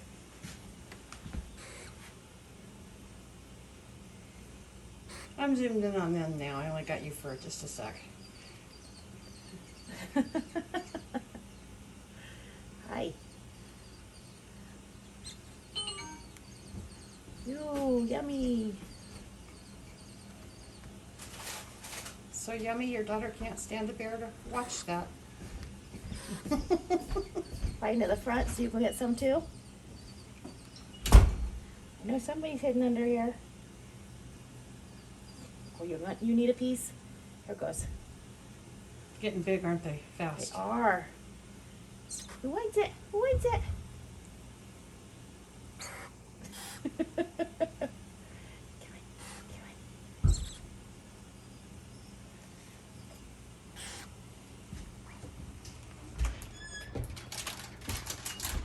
Your turn. Your turn. Good job. This is Vicky. She's one of, well, she's Martin and my daughter, but she's also one of Martin's sub-permittees that she helps with wildlife rescue. She's been helping us since she was a kid. So she gets to help take over them while we go to our grandson's high school graduation in Wyoming this weekend.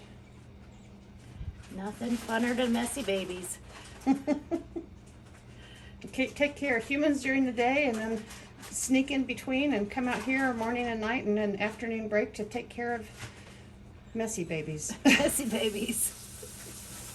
Who likes it? Oh, oh, oh, you're still hiding under here. Do you like them?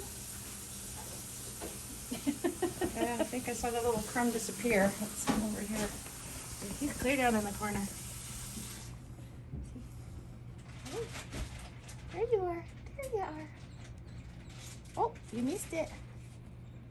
Take it? Yeah, Big Brother's gonna steal it.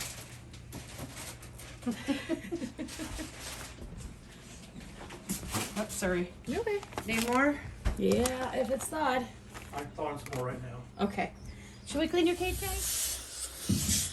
Are you hungry, guys? Huh? What's that? An empty plate? Well, hi, Some monsters. cashews? Yeah. I have to clean this thing out 2-3 times a day to get them, and they are ravenous little babies.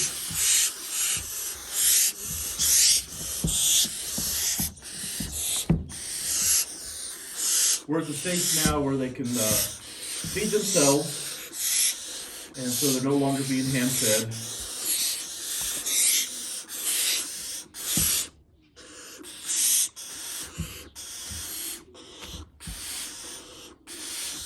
Martin's just been putting the plates down and leaving them, so we're not here. So I just wanted to get a little video quick because we won't be filming them much anymore because we have to let them become wild. We don't want them to identify food with people. Huh, guys? So that's like 15 cut up mice on the plate? Yeah, that's 15 mice, and we've got 7 owls. And so we go through more than 50 mice every day between the owls and the kestrels. So that's a lot of food. Yeah. As soon as we back out of here, they'll eat better. So we're gonna head out so they can eat.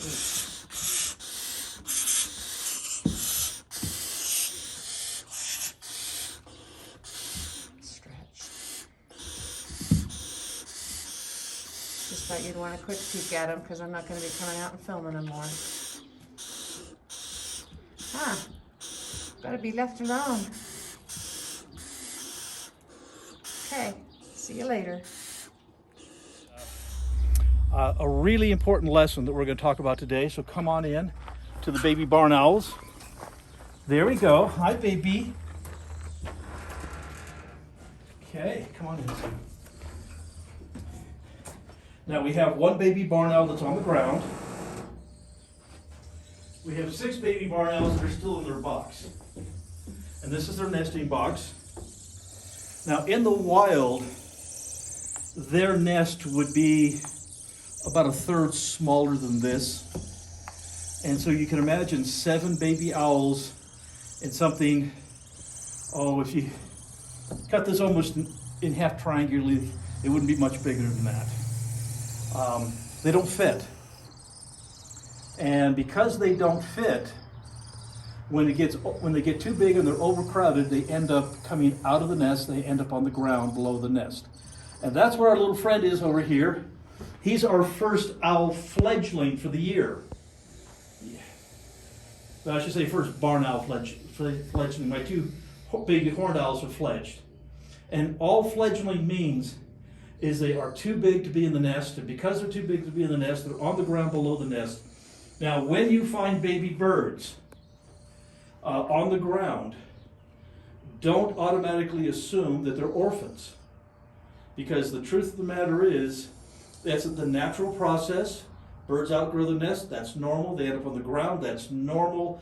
Mom and dad will continue to feed and care for them until they can fly, and then once they're flying, then they're back up in the trees and they fly away. But just because you find a baby bird on the ground, if you pick it up and bring it home, the only thing you've done is stolen a baby from its parents.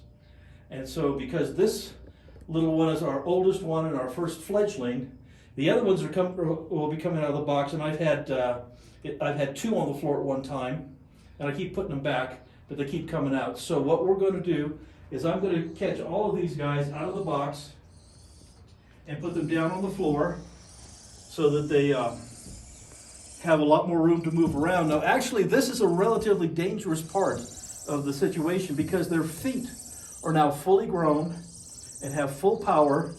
And these guys, we've kept them very wild. And so if I get grabbed by those feet, I'm going to have talons through my hand and I'm going to bleed like mad. So I've got to be a little bit careful with how I grab them. I can't be shy about it, because if I'm shy, I will get grabbed. This little one. And we're just going to set them down. There you go. As you see here, so you just have to be a little bit quick. So, And I'm following. yeah, quicker than Susan's following. And now they have the whole chamber to run around in. And we will take their dinner, which is chopped up mice. These mice are cut into halves. And we will put these down on the floor for the babies to get to. And we get to clean out the nest box one last time. Hi, sweetie. That's my baby. Clean out this box one last time and get it ready for the next group of babies to come in. Hi. Yeah.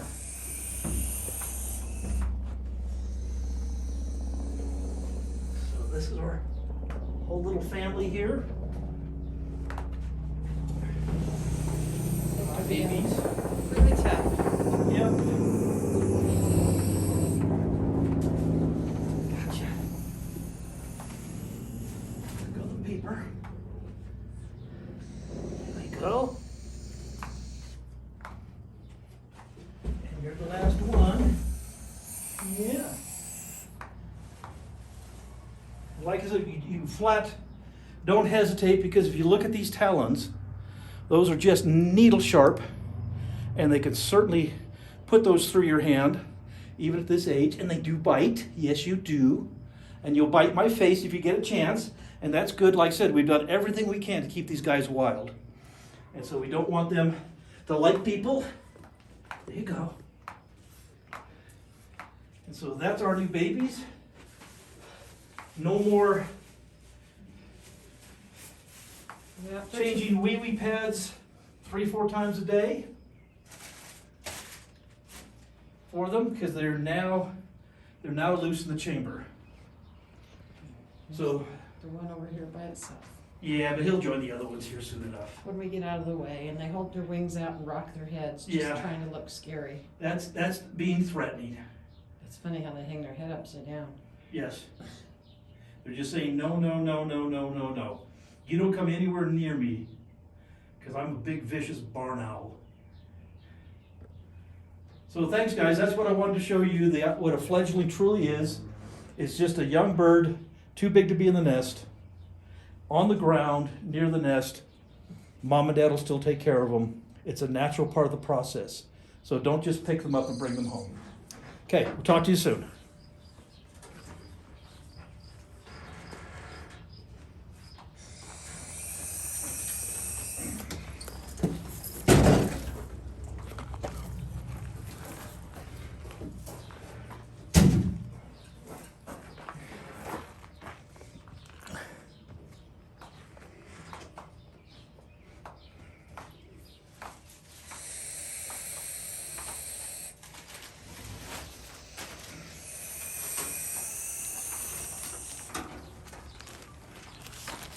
Alrighty.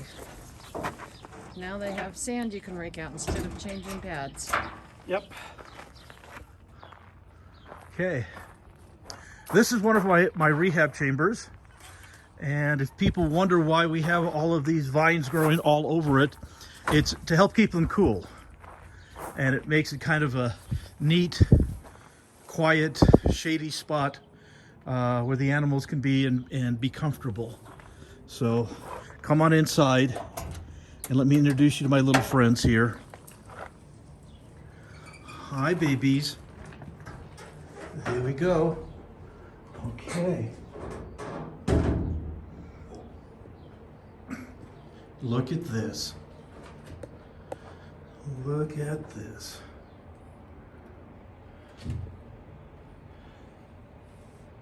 Isn't that just the sweetest thing you ever saw?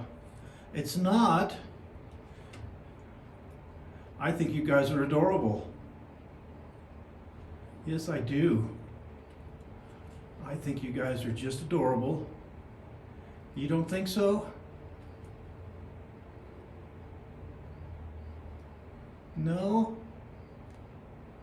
In case you're curious why all of the head shaking is, that's actually threats. They're basically telling me to stay away. And this is their threat moves. Now this is actually only 6 of them. Number 7's over here. Here's baby 7. Hi baby 7. How are you doing, my sweet little one? That the cutest little thing you ever saw? There he is. No, you're not. I think you are just beautiful.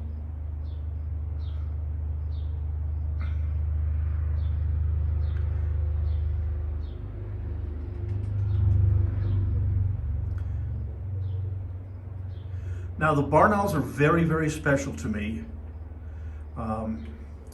The barn owl actually started my wildlife rescue career. A baby barn owl was my very first bird of prey that I ever rescued, and I was about 12 years old. Yes, I was about 12 years old. And so I've been doing this now for, what, 54 years? Caring for sick, injured, and orphaned critters. And you can go fly over with everybody else. Now, I don't know if you guys noticed, but when that owl flew, it was dead quiet. There wasn't a sound. Because owls have what we call silent flight. Their feathers are incredibly soft. And because they are so soft, when the wind strikes their feathers, the softness of the feathers mutes the sound. So here's my whole family here. Aren't they beautiful? Now these are the ones that were just little tiny babies. Farmer had a family of barn owls nesting in one of his haystacks. He actually had owls in 2 haystacks, but he knew about the other nesting pair of owls because the farmers love these guys. These guys just eat tons and tons and tons of mice. And so he knew about the other owl nest, did not know about this one. So he sold this haystack not knowing there were owls in it. And when they brought the truck up and were loading the hay on, they found the baby owls. And of course the nest had been destroyed and too much disturbance, and they needed to be rescued. When they came in, the youngest one was 2 or 3 hours old when I went up to, we drove a little over 100 miles up between Fillmore and Delta to rescue these guys. So they were very, very tiny and very young. The oldest one was a week. The youngest one was just a few hours. And we got them back to our rescue center, and they all survived. All 7 of them have grown up to be beautiful, beautiful animals, and we're about ready to release them back to the wild. Now, the barn owl is our ghost. Lots of legends about the owls that I find absolutely fascinating. The native people here, the Paiutes and the Navajos and several of the native people believe that if they see an owl, if they hear an owl, if they even see a photograph of an owl, either they or one of the members of their family is going to die. That these are omens of misfortune. Yeah, I know you're not. You're just beautiful little animals. And so, I mean, there's with the song Wildfire, where he says that a hoot owl's been howling outside his window for 6 nights in a row, and he knows that he's going to die. And so there's just a lot of myths and old stories about these guys when they're really beautiful, beautiful animals that serve us well by keeping the rodent population down. And so we just love to have them around. The farmers love to have them around. They're an amazing part of our environment. And because I'm going to have to release these guys and spread them out throughout a good part of southern Utah here, because we can't put them in the same place. You know, these guys can eat close to a dozen mice every night. And so that's a lot of food. And so they go through the food super fast. this many baby owls in one location would be wonderful for keeping the rodents down, but they would probably, a few of them would starve to death because they couldn't get enough food. And so we're going to visit a lot of the small communities around southern Utah and tell you some old wives' tales and ghost stories and a little bit of history involved in that as we release these owls over the next week or so to get them back into the wild. So we're going to have a kind of a fun tour of southern Utah, learn a little bit of the history and, like I said, the old wives' tales. And the owls are a great excuse to kind of do a little southern Utah tour. Yes, you guys are. So we're grateful they've all done really well. I mean, in the last week or two, we've released 2 great horned owls, a red-tailed hawk, and 5 kestrel falcons, and I think 1 or 2 eagles in the last month. But I've been very excited about these guys. To have an entire clutch of 7. Most of these guys, they only have about 3 babies in the nest. And the reason for that, oh, there we go. So they're gonna click at me. I'm hoping they'll hiss at me to get a little bit closer. We don't want to disturb them too much. But, oh, they are so sweet. Sorry, I get enchanted with these little guys. I lose all train of thought. They're just magnificent little animals. But as you see, they're not tame in any way. They're completely wild. We've done a really, really good job of not imprinting them. So we don't have to worry about them having interactions with humans. And so they're really doing well. And like I said, I could just watch these little guys for hours.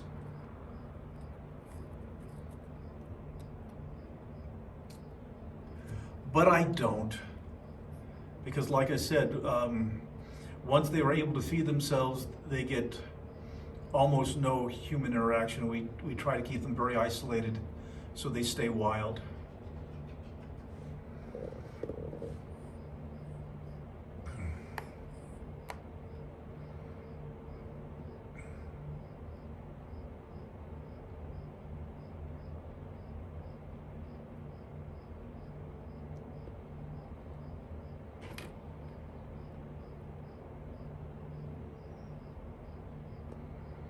Well, I hope you guys will have fun with our little series of relocating owls and the stories of southern Utah.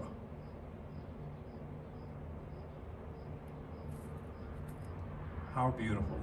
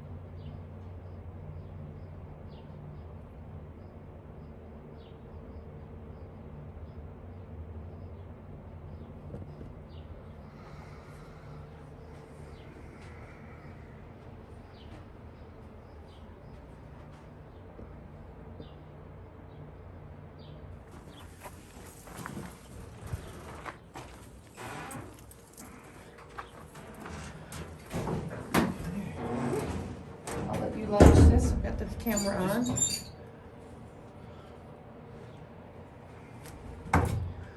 our babies.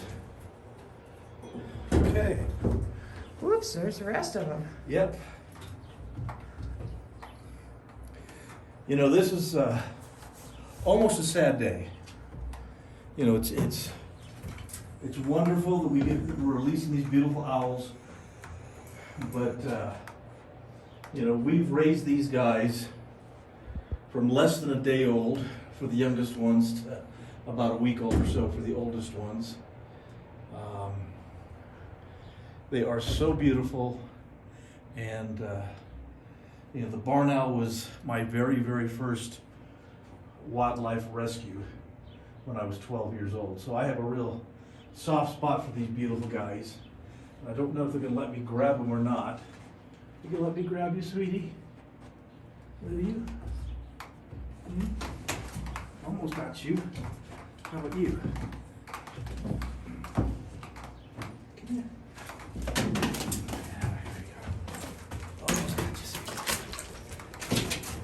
Looks like I'm gonna have to use a little net. I've got one right out here.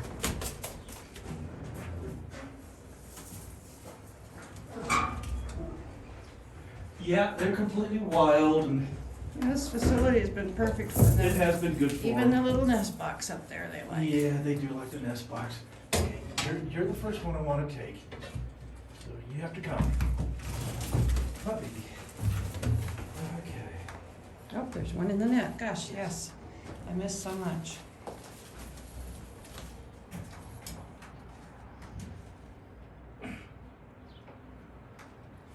There we go.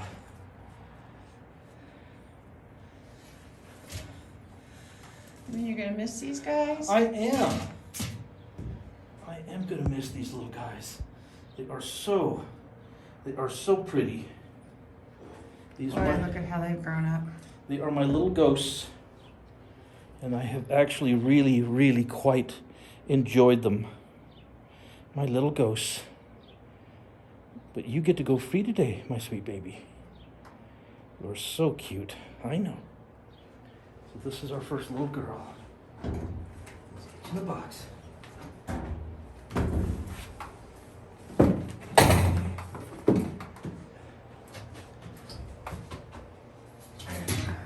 Let's see.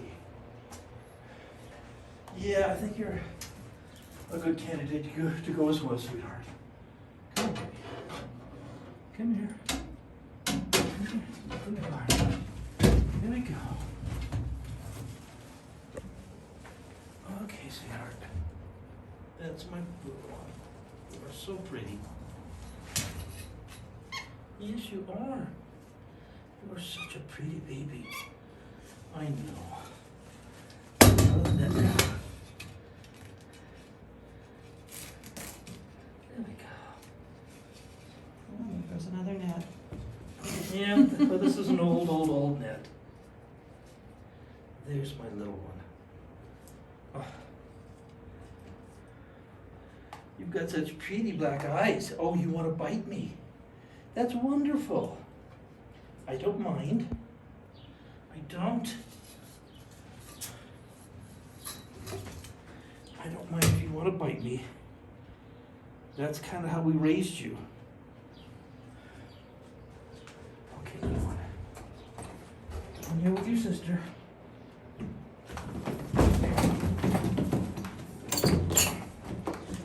There's the rest. Yep. Those are going to be for the next day or two. We can't release them all in the same area. There won't be enough food. And so we want to make sure that we spread them out throughout a good portion of southern Utah here to give them the best chance of survival. No, you don't agree with me? No, So I they're don't. looking big and bad. Yeah, I'm being really tough. Oh gosh, those are so fascinating, those guys.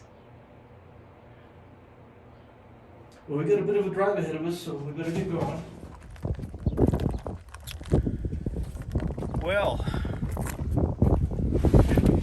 you know, we did a little recon session driving around the Milford area looking for a great place to release some barn owls because we need to spread them out. And we've got our two young barn males here that are ready to go back to the wild. And as you can see, we've got some nice trees right behind us, and right to the north, we've got a little abandoned building, which is just that's what they call barn houses. And so this is kind of an ideal spot to let these guys go. Freshly plowed or mowed alfalfa fields. Yeah. That'll turn over rodents. Lots and lots of rodents out here. Farmland is a good place for them.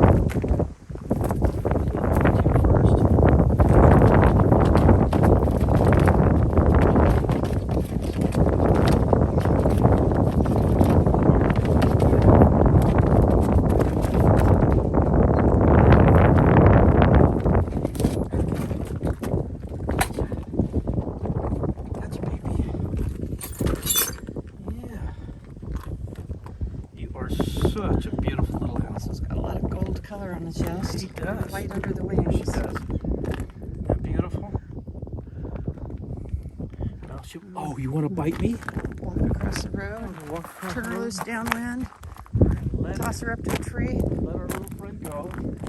That's a nice big tree. Big branches. Okay, you ready? Yeah. Oh, she says nope. You might have to go get her out of the water. You know, it's really shallow. It was too stressed to fly. Poor thing. Okay, we'll get the other one out and see if she takes off before we go. Yeah, we'll get him out Oh, if we need to. That's too funny. Yep.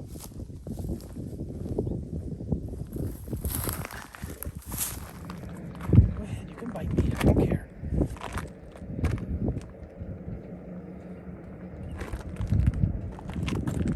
Okay, will you fly better than your sister, huh, sweetie? Will you fly better? I hope you will. Hope you fly better than your sister does. I know it seems ridiculous, but they fly really good. It was just too stressed to want to try to fly. Okay, it's your turn. Here we go. There we go. Gonna get mobbed by a little bird. They do. You ready? Ready. Okay. Some more fun, guys. We had 7 baby barn owls. We released 2 of them back to the wild yesterday, and we're going to do 2 more tonight. And so come on in and let's catch ourselves a couple of baby owls. Of course, they're not too much babies anymore. They're pretty much full grown. In fact, they are completely There's 2 full up grown. there. 1 down here. 2 more over there. Yep. Hi, guys. How's the babies doing? You just gonna sit there? There you go. Come on. There we go. Okay. And again, the big secret is watch out. He nearly pooped on me as he flew by. We didn't see it. I saw it fly by, but the camera didn't catch that. So there was the other one that was up there is now in there. He tried to hit you, huh? He did, right there. Just missed. Just missed me. Oh, it's just a little tiny one. I know. Oh, I love it. Oh, I do. That's my baby. The first 2 didn't cuss at you. I know, I missed that. I missed it when they don't cuss at me. Hi. Hi, sweetie. Now this is what we like. Again, we had to raise these guys, little tiny babies. The youngest ones were only about that big, and they were just 2 or 3 hours old. Zoom out so we can get both of you. There we go. So they were very, very tiny, and now they are wild as can be. They're not imprinted, and you're going back to the wild where you belong. Now, if you can imagine, you walk into an old haunted house. Old haunted house? An old house that's supposed to be haunted, and you have these white things flying around screaming like that. Now you know why the Under house the is wings, haunted. under the wings are quite white. There you go. Yeah, that would scare anybody. Yeah, that's our ghosts. And we love our little There's ghosts. one on the ground. I'll let that one, that's the youngest one, so I'm You're gonna gonna get. leave him a few days longer. Yeah, just a couple of days. I want One of the this others. You know, I know to everybody else, they don't see any difference at all, but I do. Come on, babies. Come on. Yeah, as I hand raise these guys, I know them individually. Come on, come on, there we go. There we go. Okay. Okay, baby.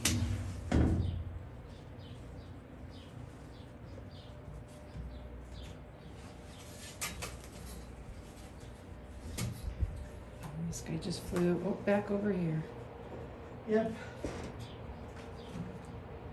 That's the one that was by the window a minute ago. Mm-hmm. They fly silently. They do.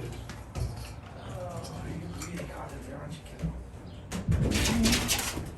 Flying back and forth. Now there's two of you on the ground. Come on, baby. Come on out. And there's still one. Let's see, 1, 2. Still one under the box. And sounds like this guy is quite angry. Hey, baby. I know.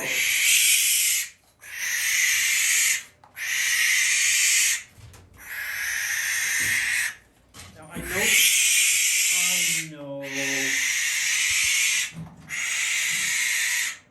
This is the best part. You're weird. It is. Well, the whole point of this is that these are wild. They're supposed to go back to the wild where they belong. And so, even though I raise them from this big, they're itty bitty tiny babies, we've done it just right so that they are wild. We are. And we like that. The others kind of flying back and forth in here. Okay. Too much going on.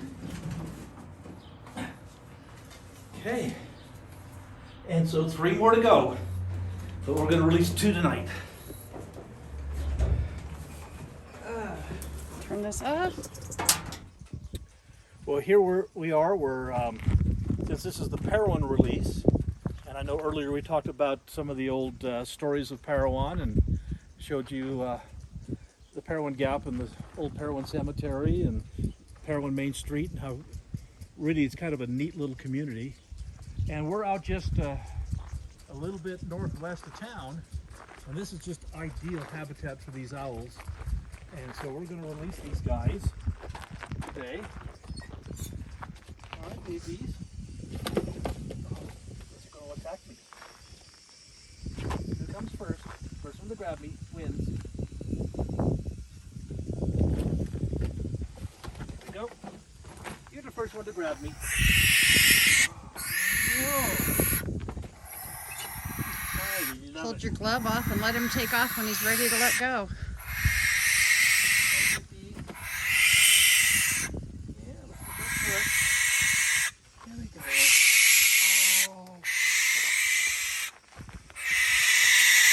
I know. I think he's a little bit angry at you. Are you ready, sweetie? A little angry? Yeah, we got some nice trees and a Nice hay quiet. barn, and that's where you came from originally, with a hay barn.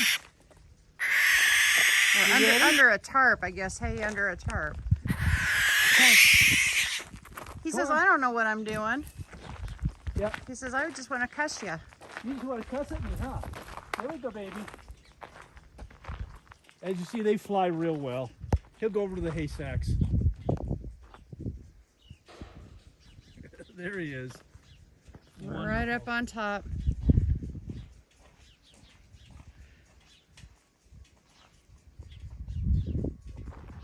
Okay. And our second little friend.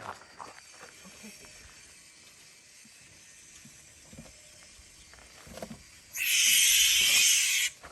Another screamer.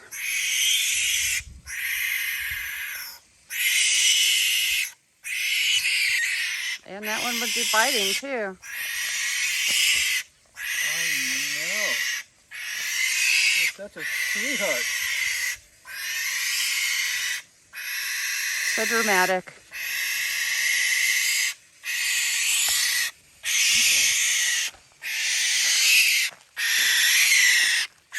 Nice close-up. I'm glad you're having fun with the poor screaming owl. I know. I think it's not having fun. It wants to go. It does. Just set it on top of a post and let it take off. There's a wooden post. He'll go join your. He'll catch me if I let him go that way, sir. Okay. Here we go.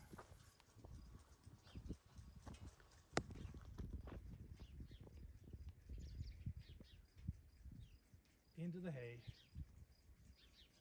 No, he's just gonna keep going. He will find a place to go. Yep. He's still going. Okay, I'm starting the video. Net. I don't think I left it in Oh, it's on the other side. You can be my first volunteer, huh? Yeah, you can be my first volunteer. Shh. Okay, baby. We gotcha. Okay. Oh. Gotta get your feet loose here. Hi. Hey,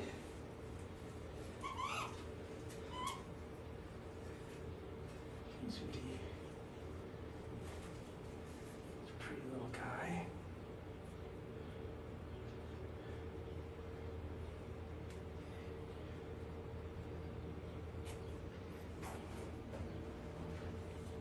You're not gonna scream at me like your siblings did? Huh?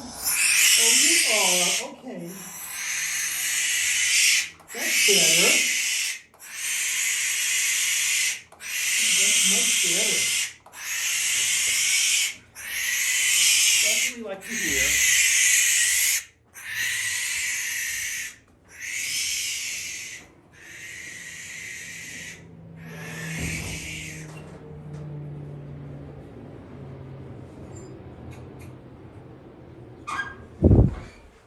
There's one.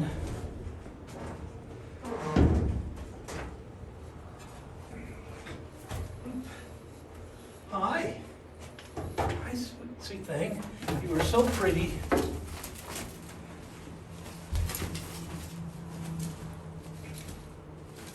Okay. Here's my baby. Here's my baby.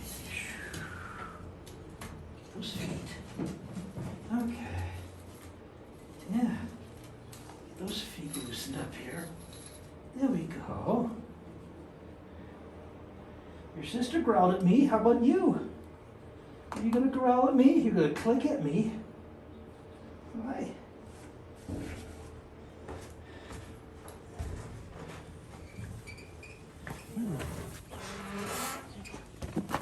Oops. Watch before I step down. Okay, one more.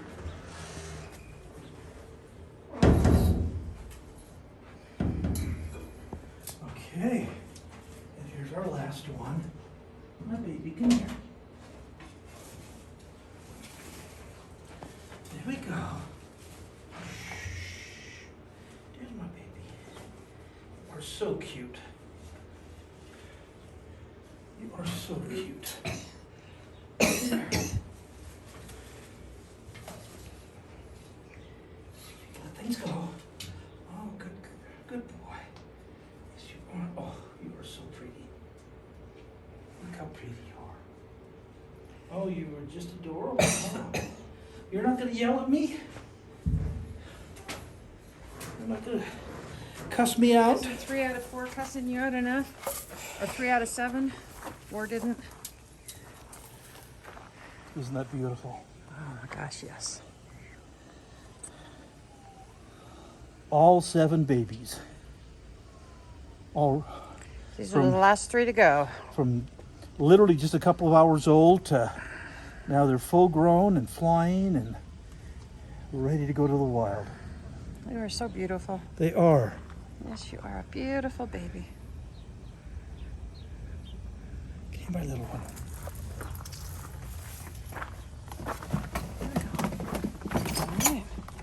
Lots and lots of farmland for this owl to really enjoy. Gorgeous area. Right? Well, let me Yeah, introduce you to sheds my and stuff family. there. Okay, everybody knows me and my sweet wife Susan, Granddaughter. my beautiful granddaughter. Let's do a close-up. There we go. My daughter Vicky. My daughter Vicky, and Vicky helps us with the wildlife rescue, and my grandson Lennon. These two came and helped Vicky feed the baby owls and all the Yeah. other critters that were there when we went to Wyoming. They did. So they helped us with the owls. So we thought we'd let them. Who would like to release the owl here at the cemetery? Do they have a camera? You? No. Okay. Helen gets the chance. It's a cemetery. owl cemetery. Sure.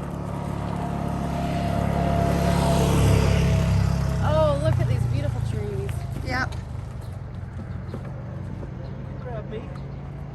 Road is busier than I thought it would be. A lot of four-wheeling, but it's really just four-wheeling in the evenings.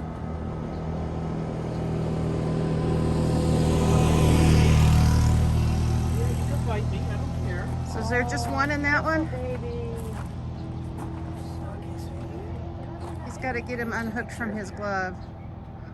Okay, let's get you connected, sweetie. Oh, don't we love that?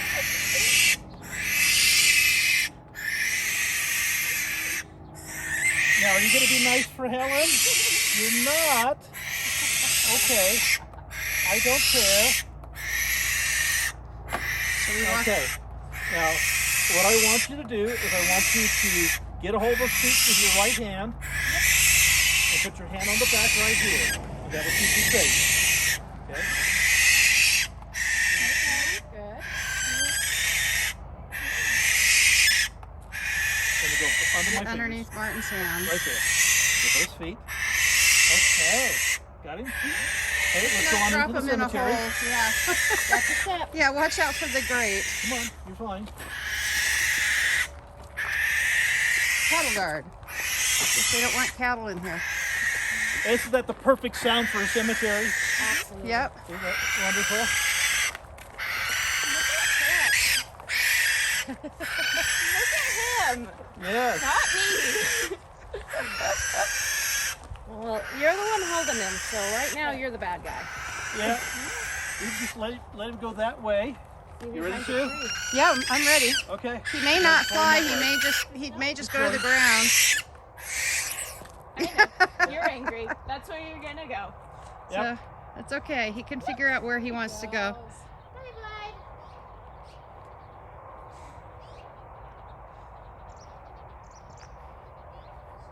Going off through the trees. Stressful. Stressful. Okay, we ready? I guess so. Okay. No, there's two in that box. Yeah, you can grab me. That's okay. Gotcha. Yeah, baby. I guess 4 out of 7 are screaming. Hi, baby.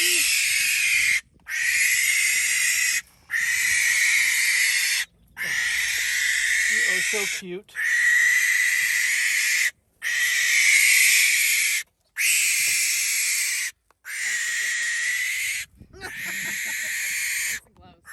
Very loud. It's gonna break everybody's eardrums. Hi.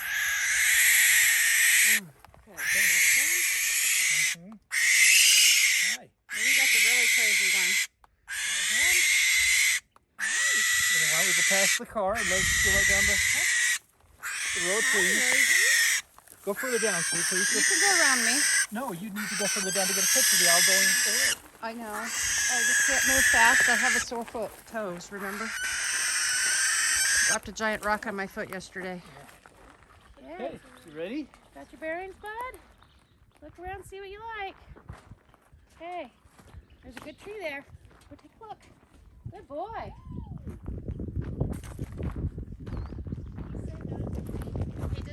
of the tree. But he can circle back if he wants. He can go somewhere else. He's got lots of choices. Right here. Okay. I'll let you, and then you just move away. Just push these two things together and open the door. Yep, push them down. Pull the door open. Okay, so then move away. See how long it'll take him to come out. He's like, I don't want to come out. It's safe in here. Yep, because I'm in my box. The box is a safe place. Come back this way so he doesn't have as many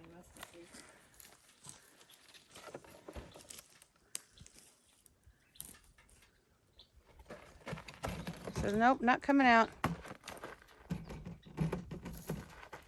So much for it being easier. Yeah. Easy for me to just reach in and get him out of the box. Okay.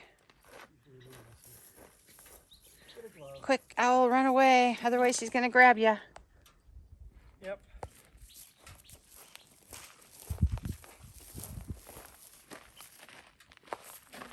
Yeah, my little friend.